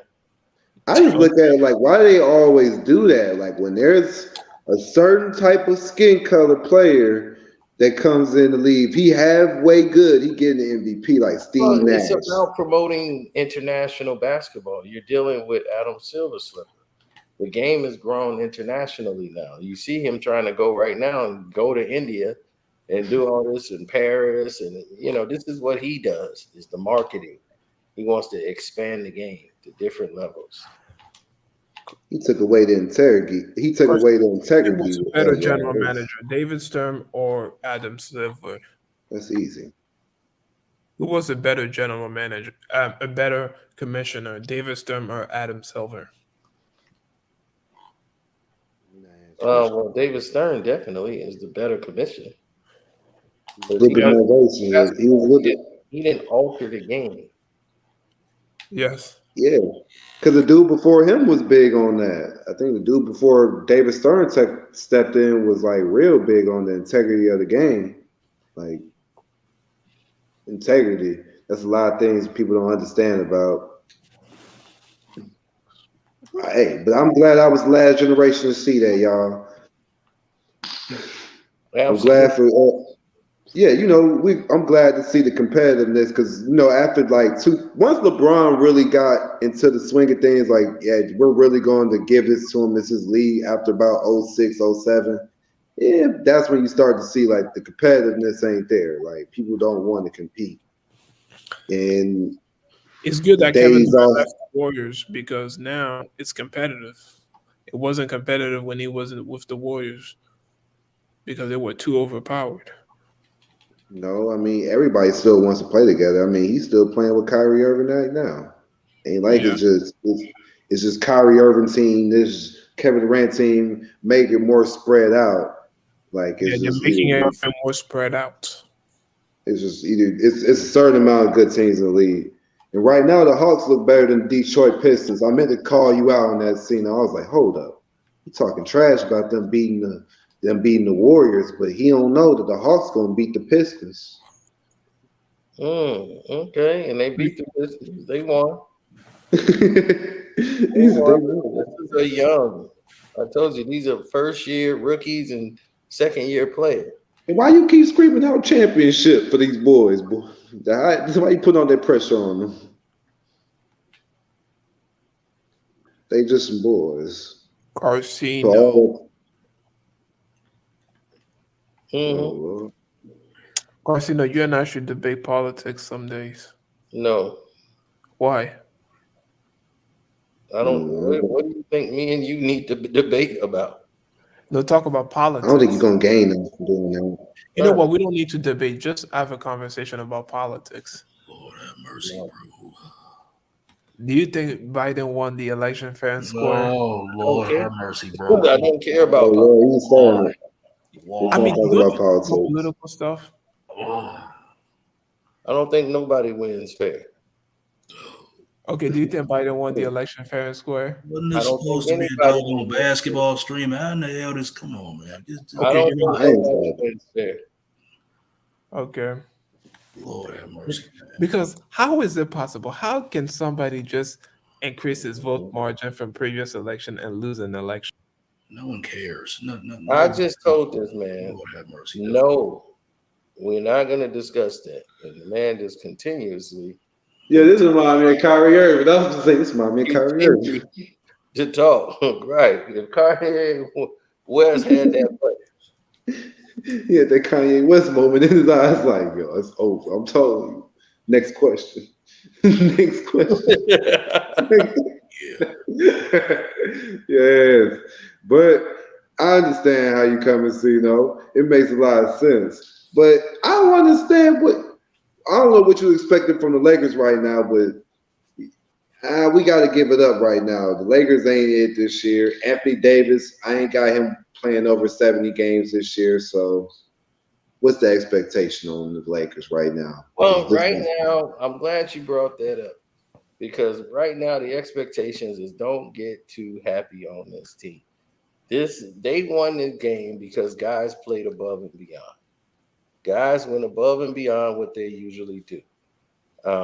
They played better. The key about this is they played better with LeBron not in the game. That's how they were able to come back. Denver was able to sustain, even with the referees giving them everything they needed.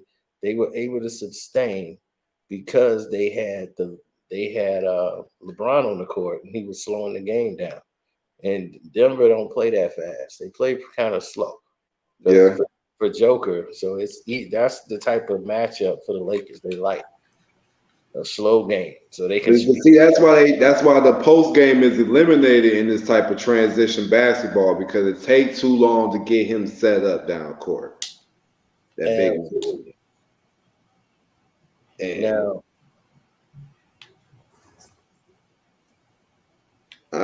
I look at it. I don't know. To me, I look at the Lakers like the expectation this year is pretty low. But I look at the like. Could you imagine Michael Jordan back when he came back and played for the Wizards? Like, I'm coming off the bench and Rip Hamilton started. Like, you're never going to imagine that type of sacrifice from Jordan. somebody said LeBron had a good second half. Shit. No, he did not. LeBron did not have a good second half. LeBron scored when the lead was already 11-10. When he came back in the game, they already took the lead when he sat down. When LeBron sat down, they were losing by 3. They came back. It was a 5, 6, 7 point lead for the Lakers. Lonnie Walker the fourth, Russell Westbrook, AD, everybody. When they had that lineup in there, they were running the floor. They was getting up and down the floor. They had 5 guys out there. Austin Reeves moving around. Yeah, They had guys. They can do exactly what the coach was game plan was to do that originally before LeBron got it. Yeah, because LeBron and then he too old. He couldn't be doing all them sprints. Exactly. And plus, they was not calling no fouls for Denver. Denver was getting over the back, hitting the back of the head with elbows. As you knew they weren't going to get a call. Like I said, this game, it was in LA. Of course, the referees are going to be on it tonight. Right. And they still almost lost. Right. That's how much help the Lakers need. Like, they need so much help, and it's always about we got to help the Lakers. LeBron. It's always about LeBron helping them, but I look at it like, well, Denver messed up based on the simple fact they don't have too many scorers. Like, they got a couple spot up shooters, but there's nobody outside of Jamal Murray who's going to beat you off the ball, like off the dribble. I don't want no pick. I'm gonna get open right here. They don't have too many players on the team doing that, so it's easier for them to play them type of dudes compared to watch when LA play the Hawks or when they play the Pistons. That's when they're gonna have their problems. Like, dang, these young dudes. It's gonna make them work for it because they're gonna be up and down the floor. Plus, Beef Stew gonna be in there. LeBron don't want no smoke with Beef Stew. He hit Beef Stew in the mouth again accidentally. This ain't no accident no more, big fella. Accidentally get his neck run. I want Beef Stew to get his hands on him. No. He don't need to go Ron Artest on that, man. We already seen the Malice in the Palace. That's why I don't like. See, that's what's up with you Piston fans. Y'all violent. I can tell you a Piston fan. Oh, we ain't violent. I'm just like, justice is justice. I for an eye make the whole world blind, Cino. As long as LeBron blind with him, that's all that matters. Nah, I'm actually laughing so hard because when you look at the way LeBron is geared and the way we look at LeBron, you look at him like a super alpha, and then you be kind of pointing out things that make him look so beta. Like, look at Queen James over here. Yeah, he's a beta. He plays as a beta. That's just how it is, man. That's just how it is. That's how it is.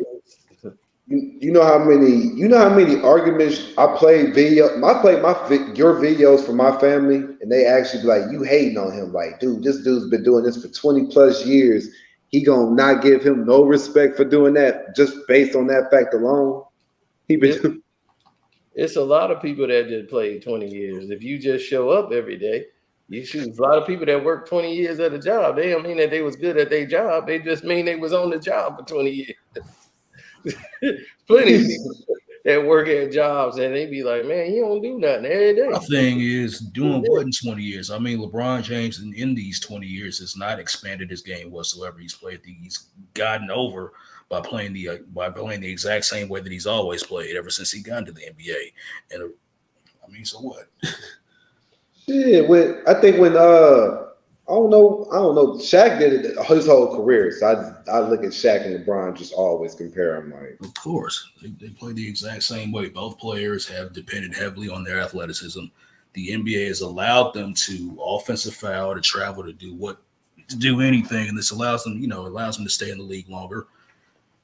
So and if the NBA actually officiated the game right, they I wouldn't. don't see why y'all hating on Shaq. Shaq did it. Shaq, as a player, I understand basketball wise. I see where you're going, but I look at it like Shaq was so smart, just as a player IQ. Like I know ain't none of these players on the floor And blood. strong enough to hold me. So what you doing? All Shaq had to do was go there, post up, get the ball, bag somebody down, and dunk. That's Now, all when you. Shaq was in Orlando, Shaq was way more athletic. Shaq could dribble the ball and bring the ball up the court. Shaq used to do all these different things that other teams didn't even do. Then you So, realize, they weren't paying him all that money to do all that. yeah, Shaq used to do a number of different things. Like he could actually, throw a little baby hook. He tried to, but he wasn't, dominant like everybody thought he was. He wasn't that dominant Shaq. And this is when he went to the Lakers. Even when they played against the Bulls, he was in Orlando this last year in the '96 Bulls. He couldn't beat them then. They had Penny. Shaq had to get help from Horace Grant. Now, Horace was key.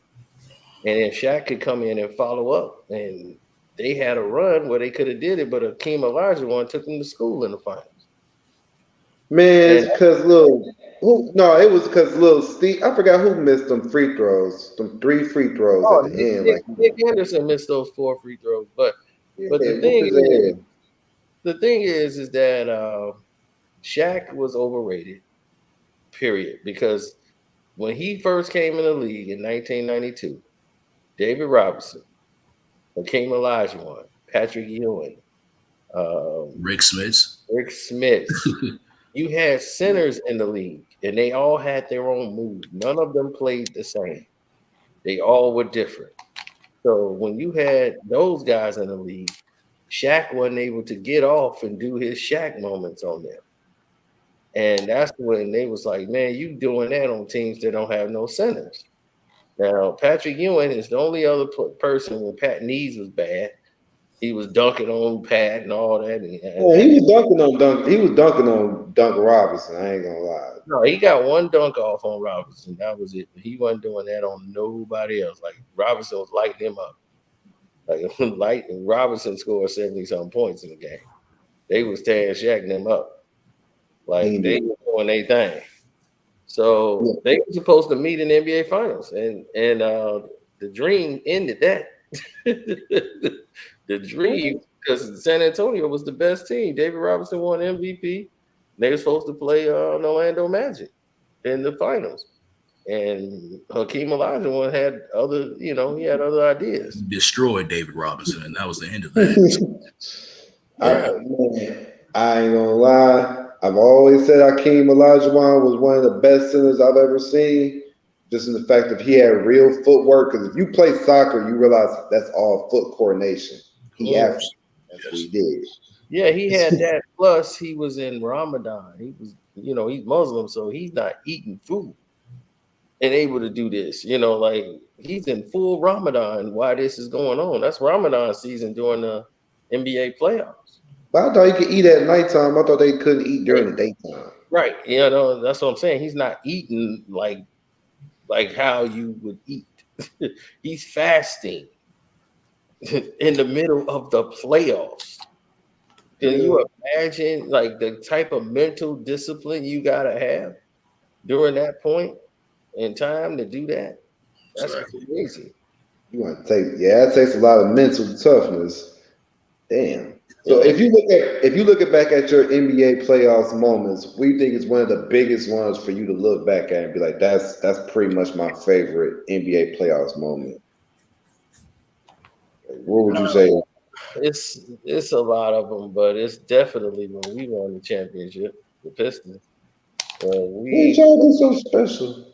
Every championship y'all won, y'all was supposed to win it. Not really. I mean, I guess in '89 we were supposed to win it, but we beat Jordan, Bird, and Magic. All of them was beat. and they was gone. We beat the Bulls, Celtics, and Lakers. Ain't nobody say they did that and going in no championship. Yeah, but nobody was giving out flagrants like the Pistons. As much as y'all did play defense, y'all niggas will not take credit for. We were fucking niggas up. I Like, mean, like the flagrant. My fault. Go ahead. They were. It was no flagrant foul back then. Plus, everybody was playing rough like that. And Shoot, Boston was that's shoot, not Boston how was we the dirtiest win team. the game. Everybody was playing. Everybody. I mean, Right. dude, hard Boston fouls was were part of the dirty. game, dude. You know what I'm saying? So Boston was dirty. Milwaukee was dirty. Philly was dirty. I mean, it was some dirty players in the league. the Hawks ever a dirty So that's team. not even the case. What the case of it is that what makes it interesting is the fact that these guys weren't even the dirty players. When the Pistons had IQ, basketball IQ, they had players that could play, like Vinny the Microwave Johnson. We were 10 players deep. Our second unit could be a starting five and dominate in the NBA. That's what was our strength. Once we was already a top scoring team and we changed to a defensive team. That's what we did. We changed the game absolutely. because we used to score. We have the NBA record in the game for the highest scoring points in the game. Those are Pistons and Nuggets. Carcino, I have a basketball quiz for you. How many championships does the Detroit Pistons have? Holy shit. We have 3. Okay. Holy shit, how do you get back in? That's like asking me how many championships the Bulls get. The Bulls got 6. I know this. That's what I'm saying. The Spurs got 5, and the Lakers got like 15. I mean, And then you got to think about it. The guys we had were perfect players for the team. We traded Tripucka. Kelly Tripucka was an offensive scoring machine. People didn't know how much Kelly Tripucka used to score the basketball. Carcino, would you like LeBron if he goes to the Pistons? Okay, well, hold on, dude. I'm in the middle of talking. Now, here's the thing. Kelly Tripucka could score at any given time. Like, he was a scoring machine. So when you look at Kelly Tripucka, you was like, man, this white boy could just score. I don't know how he gonna keep but he can score. But we're not winning any games because we're not getting defensive stops. So we had a chance to make a trade. We got rid of Benson. Benson was cool. Benson was a turnover machine, and he liked to get high and party. So Benson had to go, and Kelly Tripucka had to go. And then they replaced them with Rodman, Sam Dantley, Adrian Dantley, and Mahorn. Now you got 3 guys dedicated to strengthening your defense, and you got shot blocker and Sally, and you got a live wire and Dennis Rodman, top defender. So now that changed your team, and then you draft Joe Dumars.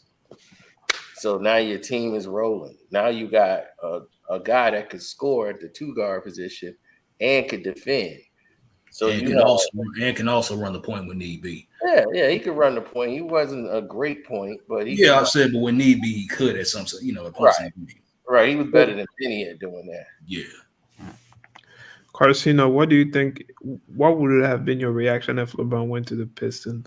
Why do you? Okay. First it's the Bulls, now it's the Pistons, huh? If he went to the Pistons at what time? Like in the draft? No, he went to the Pistons like in free agency back in 2018. In 2018, if he went to Detroit, I've been like, why? We don't need him. I mean, unless to sell some T-shirts.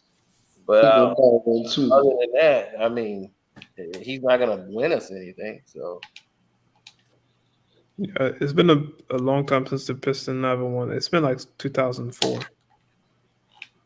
What did you do when they had that melee in the Palacino when you seen that on ESPN? When I was a kid, I tripped out. Because I was riding in the car, my cousin saw it because he roots for the Pacers too. So he called me immediately. He's like, yeah, the Pistons, we beat them and they fans. So I'm like, what in the world? So I'm just thinking he's just talking, like just because he talk wild. So that's just how he talk. So when I see it and was seeing how it's going down, man, that was like a highlight reel. We had it on tape, so we saw the whole thing laid out. And once we saw it laid out, I said, "Oh man," because we knew the one guy that everybody thought was Ben Wallace's brother, which it wasn't Ben Wallace's brother. This is a dude that's cool. He's with the Pistons a lot, but he ain't Ben Wallace's brother. But they blamed Ben Wallace's brother for the one that hit Freddie Jones in the back of the head. A lot of people don't see that. But if you he was tearing up Ron from the back of his face. No, not that. It's a whole nother. When you see the whole fight, you'll see this man go up the steps. He would come from he sits behind the bench. Like he sit over there with them, but he ain't Ben Wallace's brother. Ben Wallace, they blamed Ben Wallace's brother and said Ben Wallace's brother came up there and did that. Was not him. This is another big dude that come in there. He went all the way up the steps and he went and grabbed a pacer. For any first pacer he saw, he grabbed Freddie Jones and hit Freddie Jones in the back of the head. Like, boom. Freddie Jones turned around like, what is this? What I do? Everybody, he got away with all of it. Because that's why when he came here, I was, oh man, yeah, he did a number out there. He was they said that was Ben Wallace's brother. Don't say nothing about me. Archie, 6 is better than 2. 6 is better than 2. Michael got 6 and Isaiah got 2. Oh, here we go. Oh my God, man. Dude, I know you've been raised on ESPN, and and they have messed your brain up completely. But because you call Isaiah Thomas the greatest player of all time, but he's not. Why? Why you say that? Well, please don't ask him why. Yeah, because when you look at the entire body of work in terms of accomplishment, in terms of points per game, and all of that, Jordan just crushed everybody. No, he don't. There's no one in this world that came close as being better than him. Bill Russell. Based off what? Based off of telling me about that, Bill Russell got more championships than him. Yes, so, Bill Russell got more championships than him. But points per game, points per game, is Michael Jordan has the highest points per game? No. Will Chamberlain 50 points last time I checked. Will Chamberlain. Yeah, Michael Jordan. So my thing is Michael Jordan's not number one in any of these categories. So what are you talking about? Yeah, I mean he's not, but he got he's not number one in points. He's not number one in assists. He's not number one in steals. You just equated everything to stats. So based on you saying stats, I mean the record that will never be broken, is 41 points per game, in the final against the Phoenix Suns. That will be unbreakable. Him averaging 41 on the Phoenix Suns will be unbreakable. Yeah, maybe. I mean, Shaq came close. Shaq averaged 38 against. Isaiah shot about almost 80% from 3 in the NBA Finals. No one's ever done that. Yeah. The 1990 NBA Finals, Isaiah has the record for the most threes completed. It was 77%, almost 80. Damn, for anybody who shot more than 10. He was hitting that was the best shooting performance I've ever seen in the NBA Finals from him. Yeah. Period. And against Portland, he was just torch. Yes. Torch. The whole. And here's an important stat line. Michael Jordan got over 100. He has 100 game with over 40 points. This is an important stat line.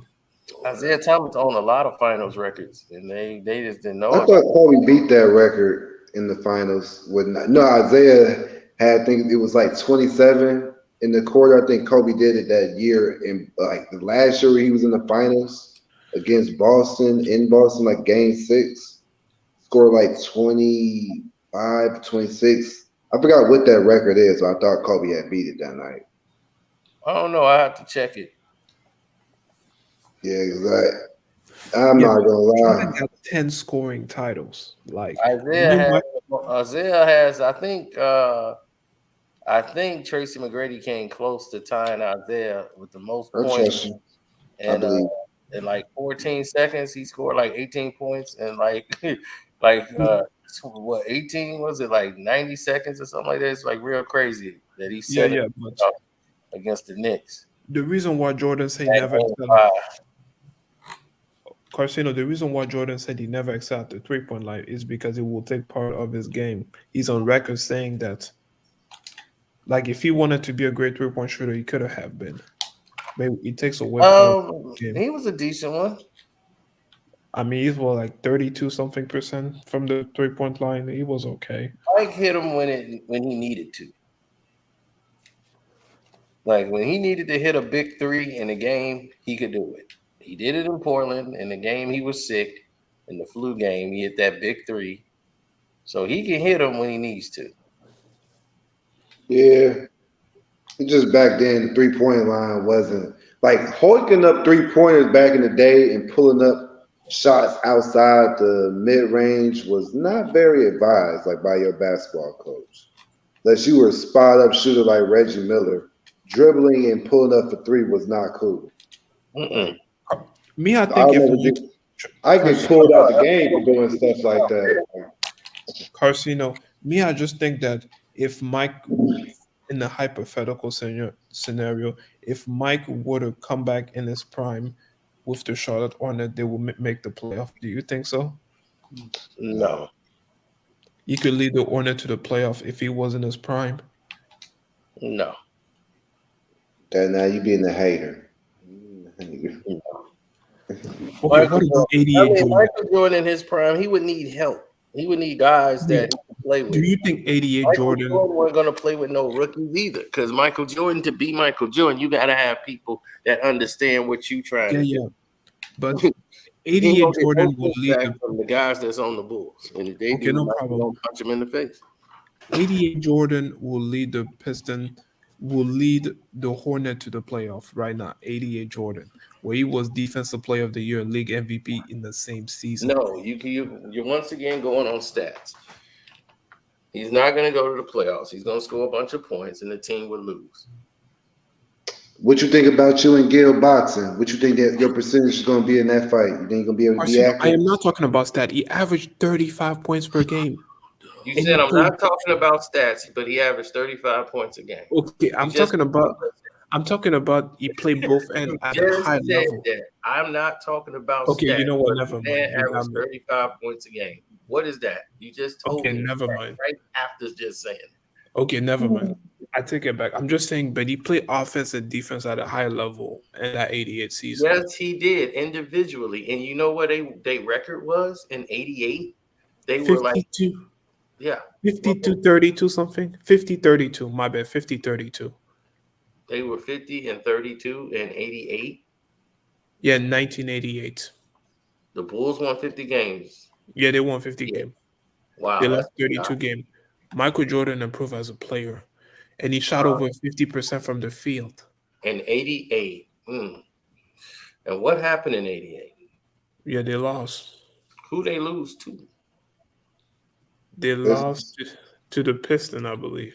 How So many? do all those accolades really matter when it comes down to it, man? I mean, I was going to say, like, I hate numbers. I hate numbers. championship. So my thing is they won. They lost in 5 games. They got. I mean, my thing is, it's like, why do you keep bringing up these little stats, bro? If it wasn't good enough to my win, thing it was wasn't good enough to this. win anything.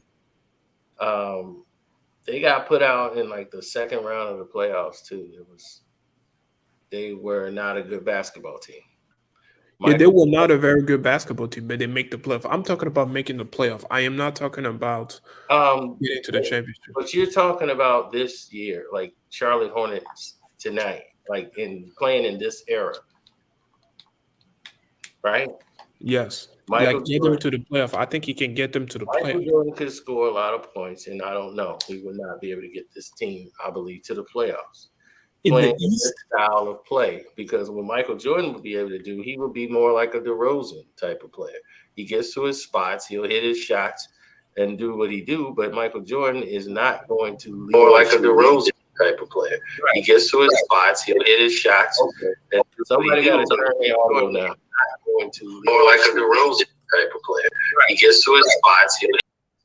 Okay, that's the read report. Read report. You're gonna have to mute your audio or do something because we're double. Okay, so you don't think you'll need to make the Read playoff? report. You're gonna have to mute your audio or do something because we're double. Okay, so you don't think you'll need to make the playoff? Cartino. Yeah, I saw Nicholas left. All right, go ahead. Now, what you were saying? So we were talking about the playoff thing. So you don't think you said that you will not make the playoff right now? Hello? Who? This Who reminds that? me of bad energy. Who won't- My screen froze, so I didn't hear what you said. We were talking about Jordan. You said he's not making the playoff. He wouldn't make Even no if he playoffs averages- if he played with Charlotte. And playing in this, but against Golden State, all these teams that run and gun and shoot three. No, they're not going to. Michael Jordan, 88 Jordan is not going to get them to no damn playoffs. And 88 Jordan will be fighting his damn team. 88 Jordan will be punch one of them in the locker room. Punch one of them. But it's None of them light skinned boys in the face. right. 88 what Jordan made that had 88 season so 41 games. underrated, Carcino? Carcino, what made that 88 season so underrated is when you look at the list of players, not one player averaged over 15 points. It was like 13.8 and under. That's why I'm why are you so big in the numbers? He was dropping 60 on the Pistons, right? No, he's an ESPN guy. This is what I'm saying. He's been raised on. Well, I was born in the 90s, so, I'm a 95 baby. You'll never hear me talk about numbers like this, like blood. I'm infatuated with this shit. Like, no, bro. Like, you gotta really watch the game. That's why I said he's been raised on ESPN. That's why I just said he's not really somebody that watches the game to understand that it's the game that dictates who's great. They'll brainwash you, man. Like, it's a certain, you can have 50 points, but if you can have 50, it depends on how you got your 50. If people gonna respect it. You went to the free throw line all day, like they say that about Kobe. Yeah, Kobe had 40, the blood was on the line. He hit about 12, 14 free throws out this bitch. Like, people would talk trash all day about that. It's the way Right you now, get if your Michael Jordan and Isaiah played on the same team, what would that look like? It would look like a monster. Ooh. They would dominate. No, if Kobe and AI played on the same team, ooh man. No, I don't think Michael Jordan I Isaiah think would be MJ good. Isaiah would be I raw. don't think that would work. Kobe and AI wouldn't work. Yeah, I was gonna say they both score. AI don't like to facilitate. Right. AI can facilitate though, but he's more of the scorer. Like he plays more like the two guard. So him and Kobe would definitely be in each other's way. AI needs space to work. That was his number one thing. I need a little space, and Right. I just need one player in front of me. That's why Eric Snow was perfect for him because I Eric hate Snow, boy. See, every time you bring up Eric Snow, I think about his son, and I'm gonna tell you exactly what I told Eric Snow to his face. Your son is garbage, just like you. I remember telling him that after I smacked his son's shot into the stands. oh my God. Wow. I swear to God, we was at Centennial Gym, and his son plays in Georgia, and I remember doing that to him, and I promise you, and for God, I told him, your son sucks just like you. But I never liked Eric Snow. What do you say? I told him that in his face. And what did Eric Snow What did say? he say? Eric Snow just sat in the stands with a stiff face, looking at me like he did not notice me. He just looked me dead, like looked past me. Just looked at his son. I'm just looking at his son up and down, like he ain't gonna do it. He ain't got the balls to come after me again. But his son was small, and I'm not gonna lie to you. Eric Snow was a horrible player. Like he could not. When you're a point guard, and you're not great to score. You're just not gonna win. Defend though. I saw that firsthand in 2001. He could defend. He was guarding most of the time. Eric Snow was guarding the best perimeter player on the opposite team. You can't take that. So you would say Eric Snow is better than Aaron McKee? Wasn't he a Aaron McKee a better scorer. I think Eric Snow probably a better defender. Ooh, Eric Garcia's Snow. done. Eric Snow's a better defender. Aaron McKee. He cool, but I couldn't imagine just leaving all the work on him like in offense. Like eventually off the defense, he gotta be the one to come in and make the plays on offense.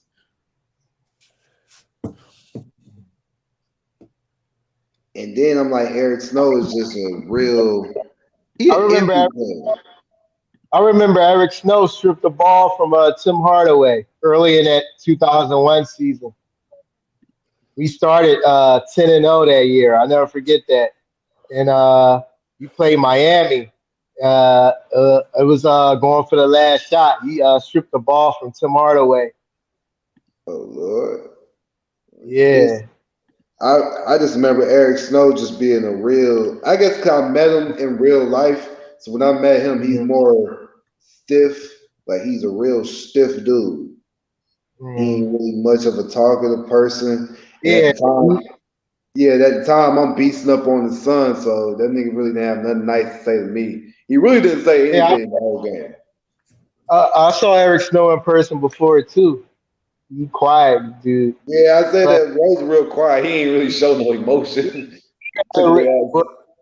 His wife had a reality show. I think Real Housewives of Atlanta, one of those shows he was on.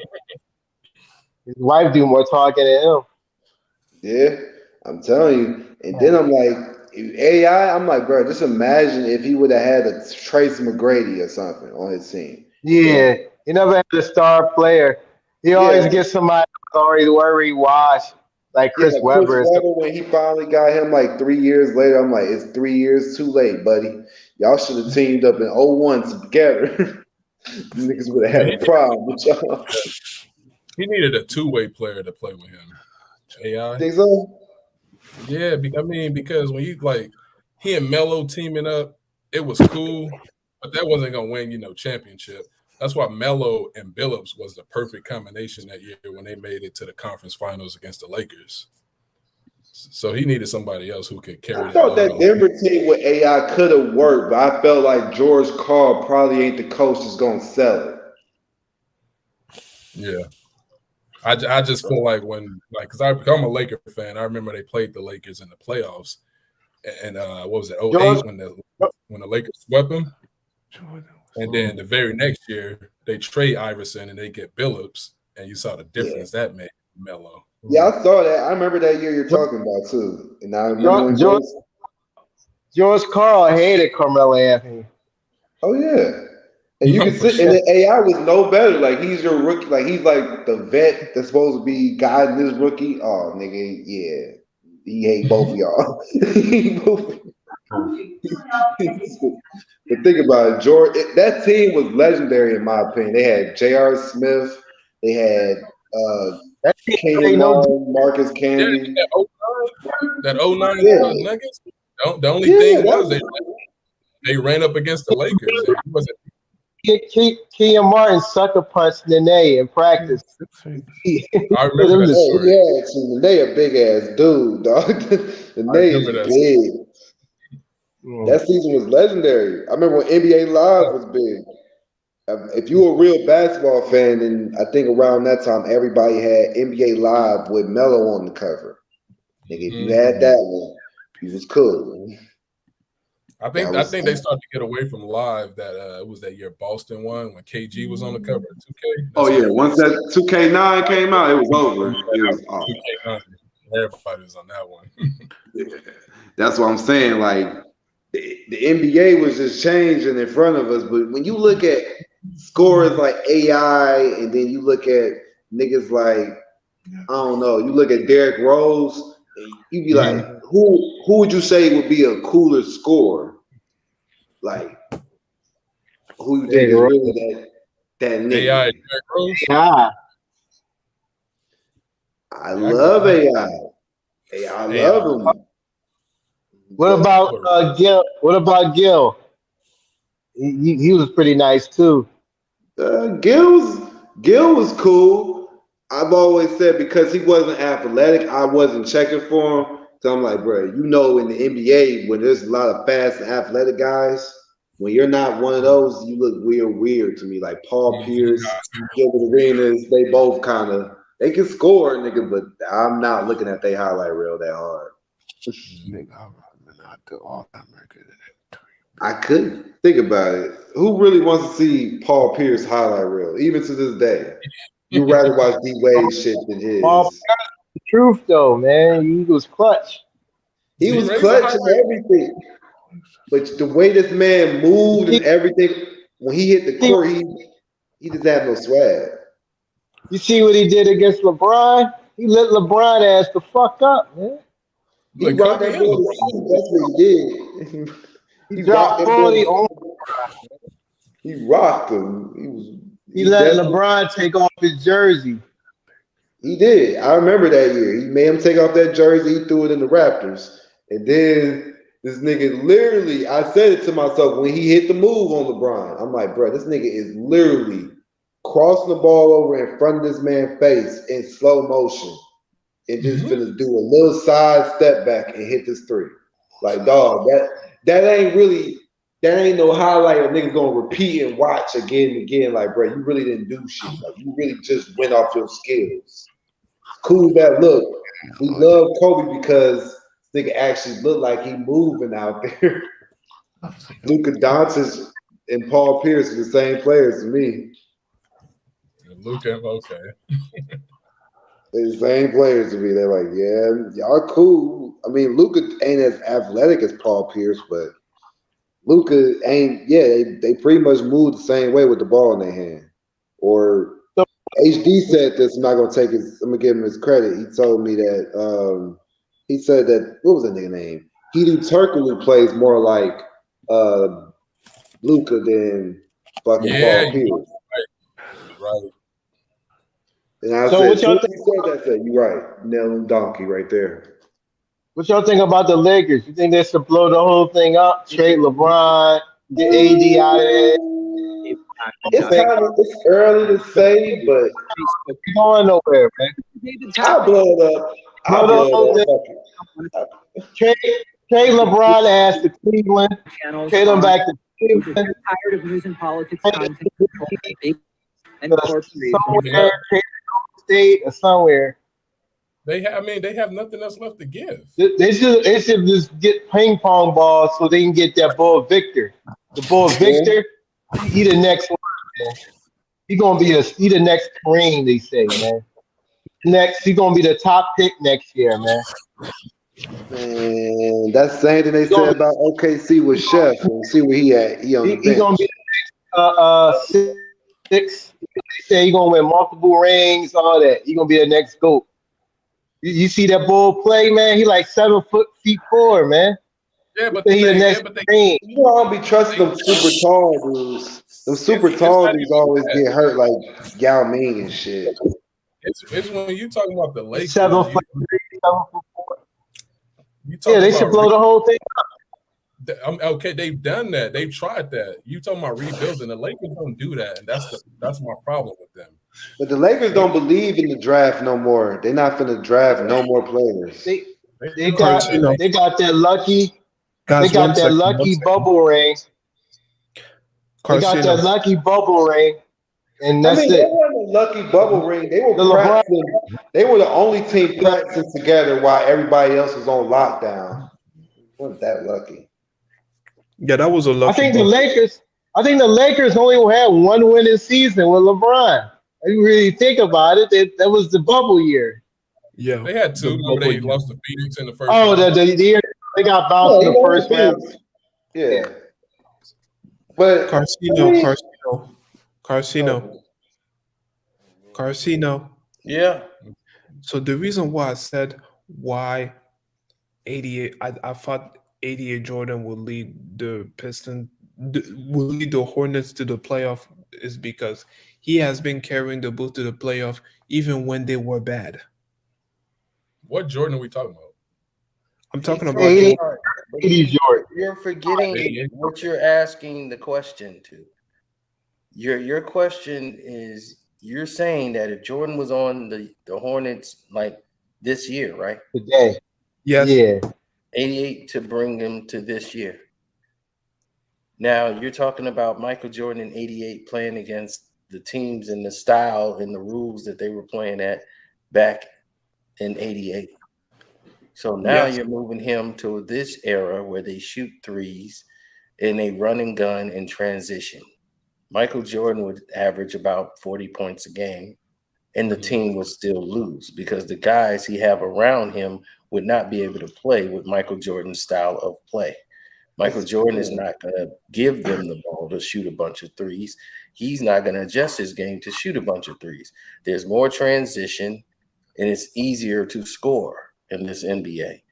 So Michael Jordan Yeah, will have okay. to Yeah, run this is around the because it's court. a He's going to different start era. yelling at guys, and he's going to want to fight. Yeah, he's not Oh, gonna go Tom- for them threes like that. I understand. It's An entirely, and I'm He did. picking on teammates completely in different practice. era. He hit a guy in practice this year. I mean, in this era, it's going to be on TMZ. Yeah, it's All all this bad. stuff. See, there was no TMZ back then. So you gotta understand, it's a whole different world for Mike. Mike ain't going to like And nobody TMZ having just videotape came on him out. 24/7. Okay. TMZ is I not that new. They're A not different going to era. the playoffs, dude. This is scary about The life, 88 though. team barely was a playoff team. Yeah, Now, because the you know, different line people are shooting crazy amount of threes. I don't think he can do it because they're shooting all right, crazy let, amount of threes. let me flip it on y'all.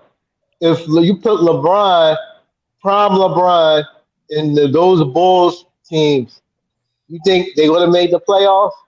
Hell No, no. LeBron don't even make it there. He don't even make it If to the you're talking NBA. about replacing Michael Jordan with LeBron James, Hell they no, don't the even NBA make don't the even playoffs. make it, dog. We don't even But get no money. say, Mike was struggling to LeBron win James would then. be a player that say you averages put 6 points 2012 a LeBron game. with the Bulls in '89. You think he would have got over the hump and beat Detroit Mike, and all? No, No, Michael was struggling to win back then. LeBron James would be a guy who averages 6 or 7 points a game coming off the bench. They Wow. would not have big survived country. Big country. because they can be physical. They guard you 94 feet, so there ain't gonna be no running in transition. You have to Yeah, have That Detroit, that Michael Detroit Jordan team played was in the toughest better era than in the LeBron NBA. did. Michael Jordan played in the most physical era in the NBA, which Can you was imagine LeBron goes up for a dunk in the Oh. 80s and 90s, the center would knock him out of the air and throw him right to the ground. And that LeBron ain't ready for that kind of contact. Rick Mahorn would have did that? Anybody would have laid him out. You'd have had Tree Rollins, any of them big dudes, they'd lay you down. They say, look, don't come down, bring that up in here, little fella. Dennis I think Dennis Oakley Rodman in was real life. I think Oakley in why real don't you life. That allow- dude look like the oak tree. Yeah, don't let him go. Yeah, he ain't That's got one no second. LeBron ain't got that kind of moxie where he gonna just come in there and do what he wanna And do. that dude who played next to who's that dude who played next to Kareem Abdul-Jabbar? That big center, You real mean tall. Klay Thompson, daddy? Michael Thompson? Mike Thompson. Kurt No, Rambis. no, not Kurt Kurt Rambis. The Yeah, dude who Michael owns all the Thompson. Wendy's and stuff. That's He's the only really big rich. man. Damn, I He forgot was his that name. again? Remember the dude who plays for the Rockets when they win the championship, and if they basically have two big men. There's Hakeem Olajuwon, and there's another big man right there. There was no, Ralph they Sampson. didn't go there. Ralph Sampson was the other big man when they were Yeah, the Twin Towers, but Sampson they didn't win the championship. I think You know, Salmon in real life. He'll put you on ground. I ain't gonna Yeah, lie. but no, they had Otis Thorpe. Otis Thorpe was their Oh, big power forward that they went to. Otis Thorpe played about 20 years too. 20 years. it was Yeah, Dennis Otis Thorpe Dennis played a long Rodman was time. LeBron. You didn't ever gonna let Robert Horry in the Hall of Fame? They let Rodman in. I doubt it because Robert Horry, he had great moments. He didn't really have a great career as far as like every night. You know, You said the Robert I know same Horry he thing. every night. He was he a killed role Same thing. player. Scott Fisher. One. Casino, don't forget that you need to do a ranking of the Bulls championship team. He did it already. We've had this conversation, man. That's why I'm like, I don't even repeat myself no more, man. I start laughing. I was just like, No, I'm talking about ranking That's all. You gotta check the play. Dude, the funniest. I rank them all as trash. So you can put them in whatever order you want. They all trash. You don't want his breaking. You do not want that. Except the 96 Bulls. It's only the 96 Bulls that is the best team. Aside from that, even that is fraudulent. 96 to 97, where they won 72 games. I got 6 videos explaining it. Each year, the Bulls won. Go watch They it. had to do that to make the NBA better than what it is today, Cino. They had to do that. I think that team was their best year. 92, I think that was their best team. Everybody say the repeat team was the best, right? 92 probably, they probably played the best. They were probably at their peak because everybody else was breaking down and changing. I think 92, I think 93, that's when Michael Jordan was at he's at his best in 93. 93 is when he started going more with the fadeaways. You know, in 93 kind of he floated down. It's like, look, I ain't finna be coming in there. Killed the Knicks in the conference finals. Oh my goodness. He came out, dropped 54. That next game. Knicks don't even count. Oh. I don't even count the Knicks when they come in the playoffs. Mike is a scoring machine, but I'm just saying. That was what, game 4? 92, 93 is when he started to realize to make the game easy. Robert Horry was a role player. How is MJ able to do that? He came into like the realization. I believe. Like, all right, I figured this game out. Carsino, how is MJ able to do that? He can go out party all night, play rounds of golf, and then he'll still come and give you. Country as hell. Some guys can do that when they have mental focus. Look, for Michael, the game came very easy for him because he was athletically gifted. But he Magic said he couldn't do. Michael Jordan's gonna show up to practice. And here's the thing: Dennis Rodman did it way, way better than he did. Dennis Rodman would party all night. One night in the morning, go to bed for 4 hours, wake up at 9, and get to the practice and everything else. Michael Jordan gonna be out playing cards. Dennis Rodman is actually actively partying in nightclubs. That ain't Michael Jordan's thing. Michael Jordan is, I'm gonna sit down at a card table. But Dennis was in gay clubs. I got a stogie. I'm gonna enjoy myself, sip my yak, and then play some cards and gamble. Then we're gonna call it a night, and then we're gonna start the whole thing over tomorrow night. But Mike gonna go to practice. He don't miss practice. He practices with the team. Plus, he works out at his house. He got morning workouts at his house with Scottie Pippen. Sometimes he got BJ at his house. They got to hit the weight room. From 9 but to 11. Magic said he tried to get him to do that with the green team. Magic said, I couldn't do that. I can't be out all 4 a.m. in the morning, get up an hour. Magic said he couldn't do that shit. No, because Magic needs sleep. Magic got age. But Magic used to do that. You know, that's the thing. Magic used to party all night and be able to get up, go to the game. He can't do it now, but back then, Magic used to do that. Then he got that little sick disease, and now he can't do Jordan that. is the GOAT. Carsino, Jordan is a GOAT. He can be up all night. He's going to sleep for 1 hour. So Dennis Rodman is the GOAT. Dennis Rodman did the same thing. All great players back in their days used to. That's what you can do when you ain't got to score. When you ain't got to put the ball in the basket, you can stay out all night and party. No, Dennis Rodman was more athletic. He outran Michael Jordan. He did everything Michael Jordan couldn't do. He couldn't dribble. He didn't have to dribble. Michael Jordan could barely dribble. You know, what dribble. You mean? I'll you later, Cino. Gotta get the in and out Michael crossover. Jordan ain't no dribbler like that. What is you talking about? So you tell me you ain't never seen MJ split the double team? MJ, what are you talking about? Split a double team? I ain't. What's that got to do with anything? I said dribbling.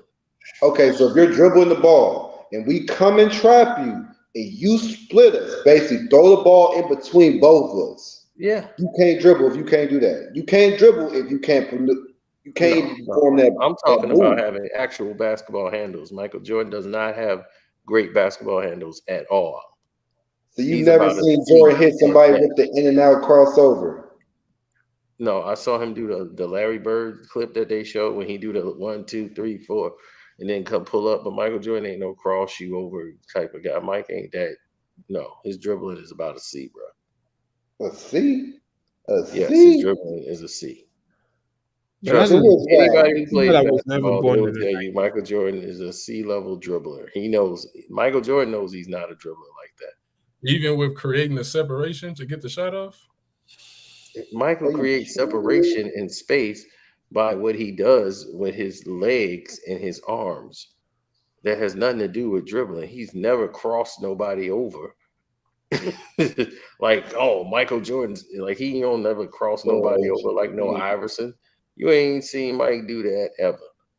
Mike is not, we got a couple Mike transitions. is not that kind. Mike has of came dribbler. down that lane and hit. Kobe Bryant had better ball handling than Michael Jordan. Kobe about that. Yeah, we know that. Kobe was a C plus at Mac.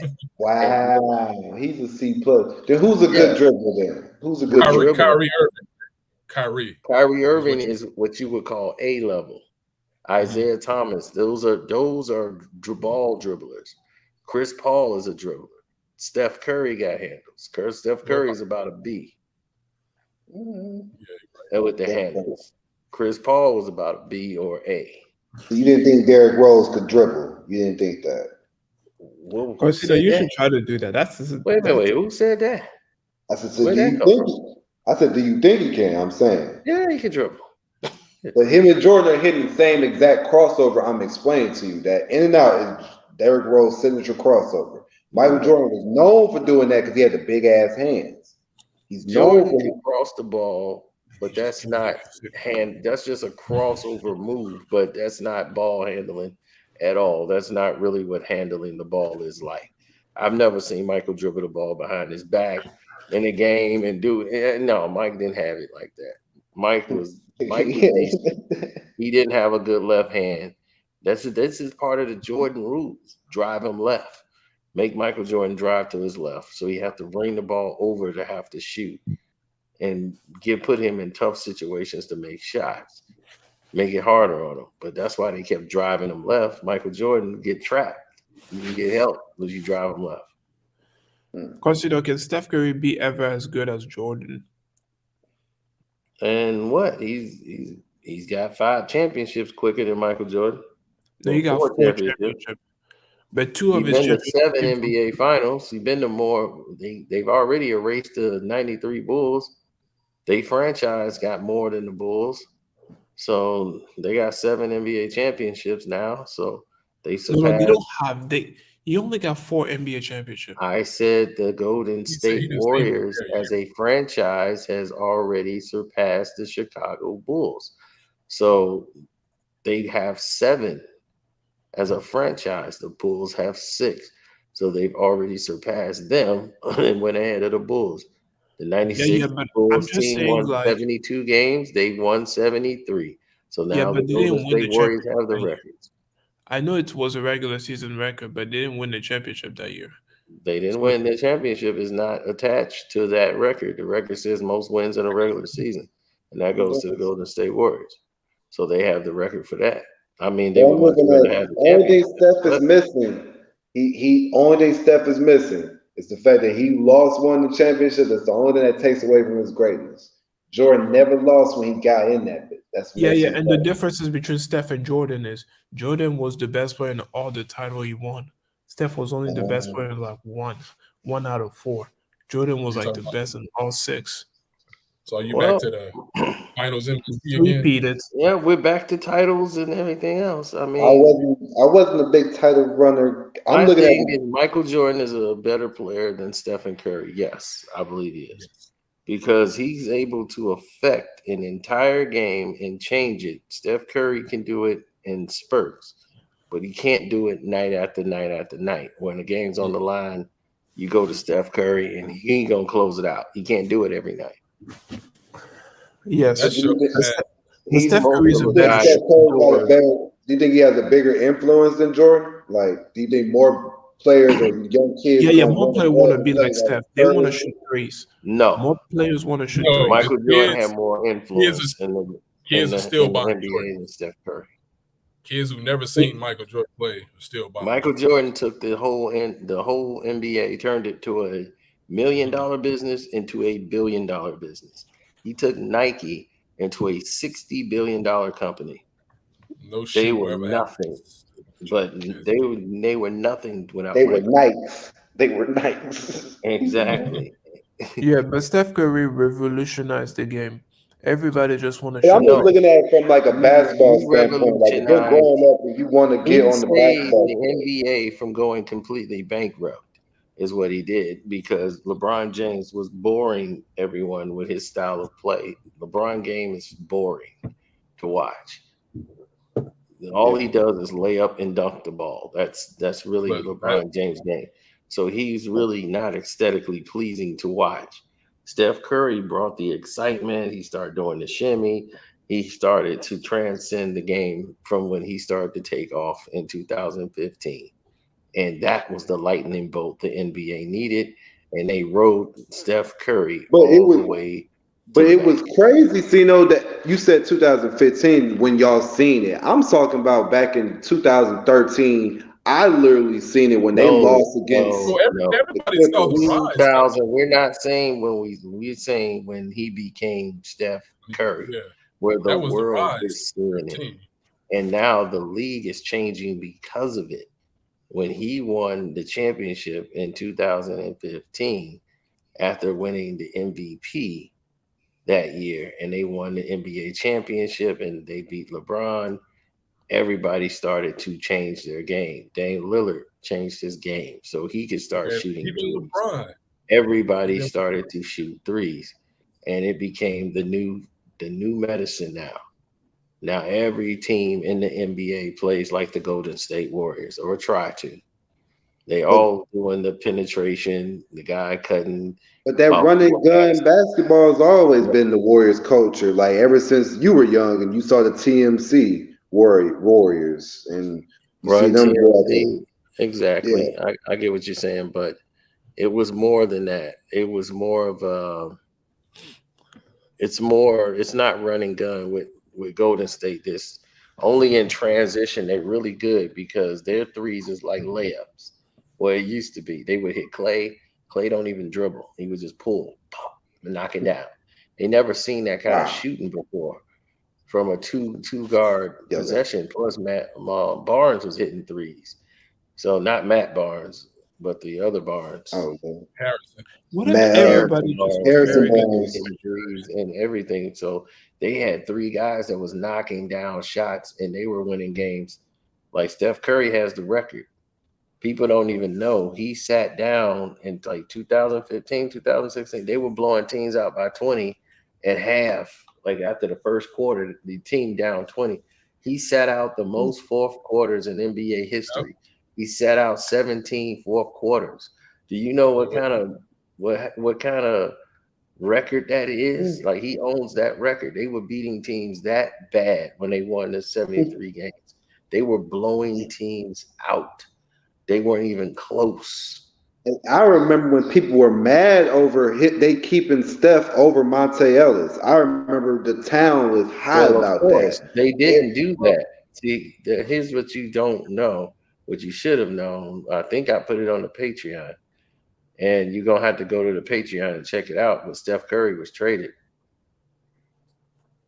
He was traded for who? Yeah, they traded Steph Curry.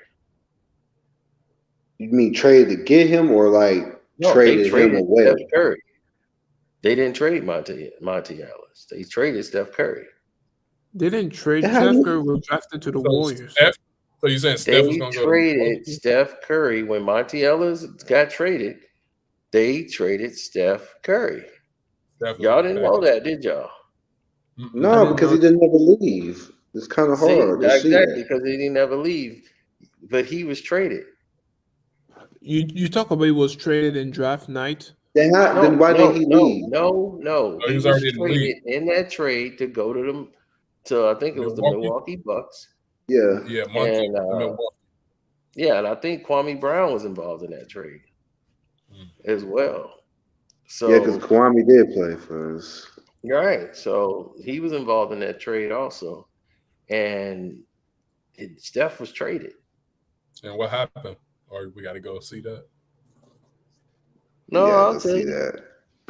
I'll tell you what happened. They decided to keep Monte Ellis. They didn't decide to keep Steph Curry.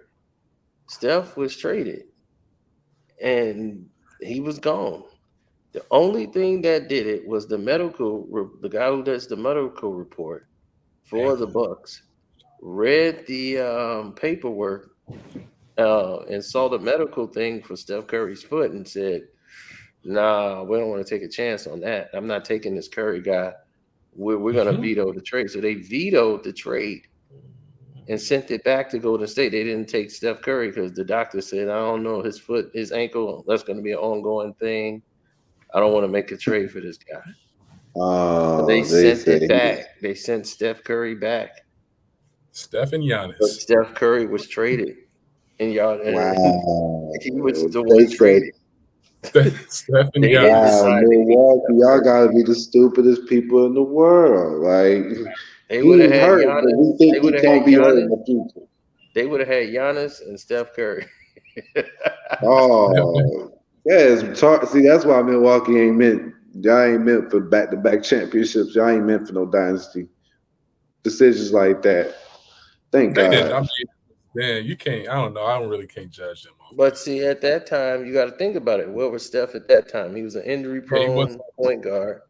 Yeah, and I mean, he had bad ankles. And And people didn't think he was going to have a career. So, and here's Monte Ellis who's lighting it up. He's consistently going to give you those points. Mm-hmm. Yeah, he just couldn't play defense. That's the only thing I used to hate on him about. I'm like, nigga, you can't guard nobody. That's the problem with you. Him and OJ Mayo. Yeah, Steph Curry can pull from. So they took Monte Ellis in the trade. That's how they got Bogut. So it's so that's what I'm saying. A lot of people don't know that Steph Curry was actually gone. They didn't choose they didn't choose him over Monte Ellis. They chose Monte Ellis, and they's like, nah, we ain't taking Steph Curry because of his ankle. So they came back with the same deal, and they had to put Monte Ellis in. But did you see? That's why they were shocked. Did you But see that's that? what I'm saying, man. And just think about that. Like 2 years later, they going in the playoffs and they the best offense in the world. Like, so Carcino, it's I have a question. Crazy. Carcino, I have a question. Yeah. How unstoppable Jordan be if he had Steph Curry shooting ability? What the fuck are you talking about that? You talking about Well, anybody would. I was gonna say if Carcino had it, he'd be on TV right now. Right. I mean, I had it at one point, but he had it. Oh yeah. I can't imagine you shooting off the dribble. That's the only thing. I seen you play basketball on YouTube, like literally just 1-on-1. I've watched you shoot around, and I'm like, Carcino, I don't see you dribbling hard enough to get a shot, get enough space to get your shot off.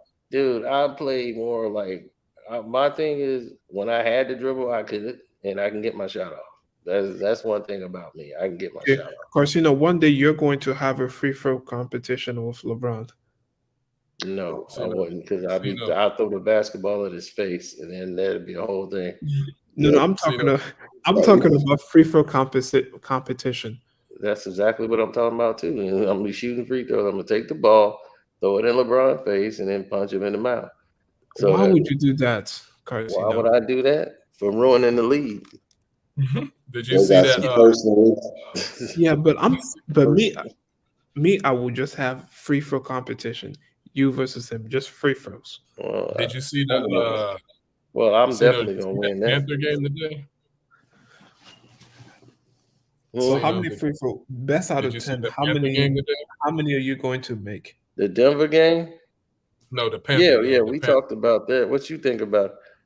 I mean, I'm a Panther fan, so that when they lost in week 1 to Cleveland, I knew what the season was going to be because I'm like, and you let them come back and score, and they lost. I'm like, I've seen this before. I know what's about to happen here. He said, I know what this is. He said, I know what that But no, when the Panthers lost and I lost in fantasy, I knew the Lakers was gonna win. I'm like, I'm not going 0 for 3 today.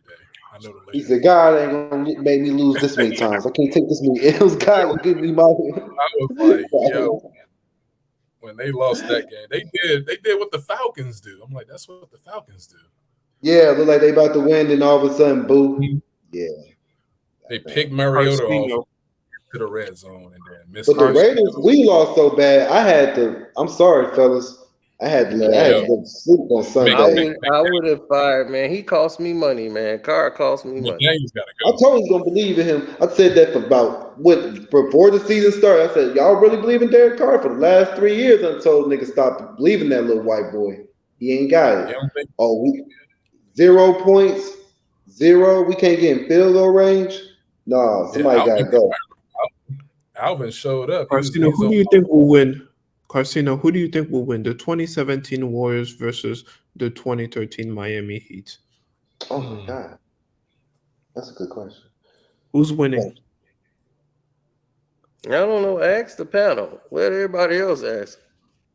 Walmart. I'm playing with you. Who do you think is winning, Carcino, in your opinion? 2017 Warriors or the 2013 ask the panel. They can answer. Kyrie Irving. Did you ask me this question already? 2017 Warriors, 2013 Heat. Warriors. Yes. Give me the Warriors. I ain't trust LeBron. They ain't messing with the shooting.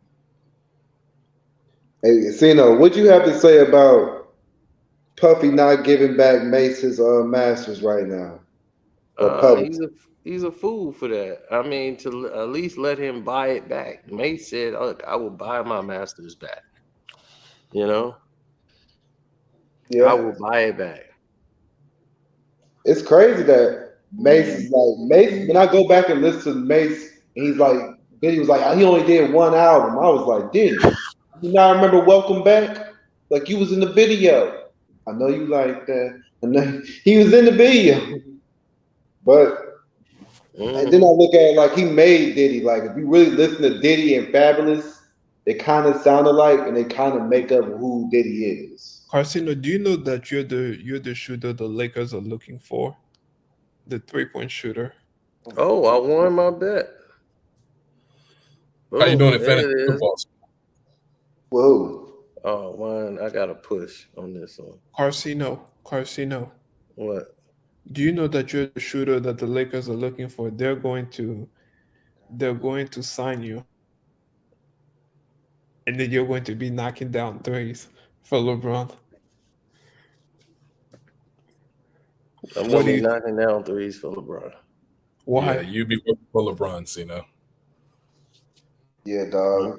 You shoot 40% for 3, and then you shoot 90%. Now. That's all you're going to do, and play some defense. Would you do that? Cino, how you doing in fantasy football? Man, I won this bet. Which one? I won the bet. I got the Packers. I had the Packers plus 17. So they won. It was 10. That was the whole thing. They screwed the Bills, and I loved it. I had the Lakers plus 2. Won that. I had the Phoenix Suns giving up 13 over the Rockets, and they beat the Rockets by more than 13. I had the Golden Knights winning against the Jets in hockey. I'm rolling, baby. You remind me of that nigga off Hardball who was coaching the team, that white guy. Oh, yeah, baby. With Keanu Reeves. Yeah, that you remind me of him. God, I'm like, yo, you remind me of him. Betting on the Bulls tonight. They're gonna cover the spread. The Bulls gonna cover the spread. Yep. Wow, that's how I am, baby. He's damn, Cino. But I'm asking myself though. When he was losing. He was chasing it too. He kept betting on the Bulls. That's why I was like, bro, you betting on the 01 Bulls? Bullshit, not me. Now my life on the line. Fuck y'all. Right. I would have bet against him. He was at this one. This is back when they had bookies. They had somebody named Joey going to do the collections with a leather coat and a baseball bat. Yeah, bro. That's exactly what they came to the door with too. You gonna pay booking? Yeah. Carsino, will you Was that always shot in your dislike? neighborhood? Huh? Name Carsino? No, was the Will you hardball shot in always your dislike neighborhood? LeBron? Oh, it wasn't shot. It was shot in Cabrini Green. Where Oh, that's at? that's common You know, hood. Michael B. Jordan is in that too. He was a little shorty. Oh, He was yeah. one of the little shorties on the team. Yeah, the one who couldn't get on the team because he was too old, and he ended up shooting. He ended up getting to that little shootout that got my little homie G baby shot. I was hot. I was like, that sounds like something I would do. Yeah, I can't be on the team, coach. All right, I'm gonna be with the neighborhood team. But I'm saying, did you ever watch The Wire? Like, did you ever go back and finish it? No, I didn't have any chance because mom's been here. So when she leave, I gotta get everybody. I gotta get back on point. Yeah, like, I've been. I get back on the Patreon. Yeah, you tripping. You talking about Raising Canaan was better than The Wire. I was like, yeah, you need to go back and watch that. That went over. That exposed the whole drug world from the media to the politics. The first season, like the first 2 seasons of The Wire, I seen that. I had to go, but I'm gonna start back from the beginning all over again. The first 2 seasons was great, and Did then you it fell finish off. Raising It Canaan? got real stupid. Did you finish I Raising love when they shoot Michael B. Jordan. Yeah, I got my Raising Canaan I've seen video. your It's gonna 6 come out rings. tomorrow. Okay, I want to see that. Yeah, it come out tomorrow. It's already done. I love that. Ooh, the What did you Bucks think about played the Bucks Carsino, played. why do you think I'm so obsessed with Jordan 6 rings? Why are you asking? Why do you keep bringing it up? Who's obsessed with Jordan 6 ring? Why do you think he's so Me, obsessed? why do you think I'm so obsessed with that? With his 6 Why are rings? you? I have no idea. You tell us. I don't know. It's just like that. It's just Jordan. That's all. Dude, you really got some issues. Yeah. I don't know. You really do. And you gonna have to work on that, son. You gonna have to work on that. You got to work on that, son. You got to work on that, son. That's not good. That's not I don't healthy. know why. I wasn't even born in the 90s. Jordan 6 rings. Makes sense. I'm gonna tell you, I just saw the ring. I mean, the trophies about 2 weeks ago, and I ain't give a damn about it. He said, "Forget the rings, the counterfeit." Right, I don't care nothing about the ring. I mean, did you ever buy the season tickets for the Bulls? No, they still trying to get me to buy some. They try to do that. Michael Jordan, Horace Grant, and Scottie Pippen. Yeah, we were supposed to have a meeting on Friday, and I didn't hear nothing back from them. They figured out about your Piston history. Is that hard you go for the Pistons? Does Michael Jordan have a house in Chicago, or no? He doesn't. No. They want me to do that for the Kings games, but I mean, Pippen got a house in Chicago, Oh right? man, don't do that for Sacktown. They horrible. I mean, I love Sacktown, but they some losers. We don't even consider them a part of the Bay. You Man, ask me. look, tomorrow they got the Wizards are playing the 76ers tomorrow. And they're winning. The 76ers are favored by 4.5. The only thing I'm betting is the score. Let me see. The over/under. It's too bad Shaq doesn't have any more rap battle. Why are they saying the Wizards gonna play so well? That's what I'm wondering about. It's a home game, maybe. Can't They see get with picked. the Wizards. The Wizards ain't got nothing in their arsenal that I'm worried about. Porzingis, kiss my ass. He ain't gonna do nothing. Man, the Wizards might win that game. Yeah. But I don't know. That 4.5 might be too much. But the Pistons playing against the Bucks. 12.5. Man, they finna way over. Piston by 4 points. 227. They finna crack that. Pistons. The Bucks gonna get The that. Bucks winning by 4 points, Carsino. Let's say. The Rockets and Clippers. I don't even know. I don't want to touch that game. Yeah, no, I think the Clippers are winning. They'll win. Not right now. I wouldn't touch that. I'm telling you which teams are winning. Spread. 234 with the Jazz and the Grizz. I think that's they can go The Grizzlies. over that. In Utah, Hmm. they giving Brooklyn 8.5 against Indy. Nah, I don't know about that, man. They But really so what you think? So what you think about Kanye coming out to Chicago, getting y'all love, so he can get back on top again, like he did 2016? You know? Oh That's a man, that's routine. Kanye being Kanye, baby. You know That's he a don't fool Carcino, me. what was your reaction? Carcino, what's your reaction to the White Lives Matter T-shirt?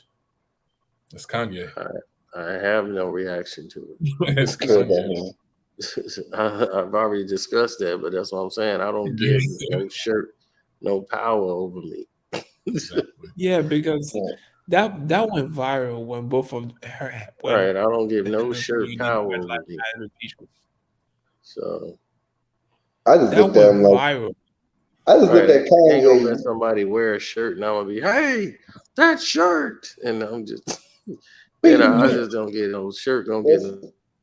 I mean, we have seen white people walk around with masks on their face. This man wearing a shirt says "White Lives Matter" don't make me that Yeah, what if offended. white people wear Black Lives Matter and black people wear White Lives Matter shirt? Yeah. I don't know about that But one, but I there's looked a, at. I I'm, seen. I I'm seen about a to lot shut it of. down because I'm getting a little tired. Yeah. So yeah, I gotta take mom to the airport, so I'm gonna have to get some sleep. Okay, I'm gonna good. holler at y'all. Y'all can stay in and talk, and if y'all want to, y'all can stay in the stream. But I gotta leave. Okay, see you, Cino. All right. I'm ahead.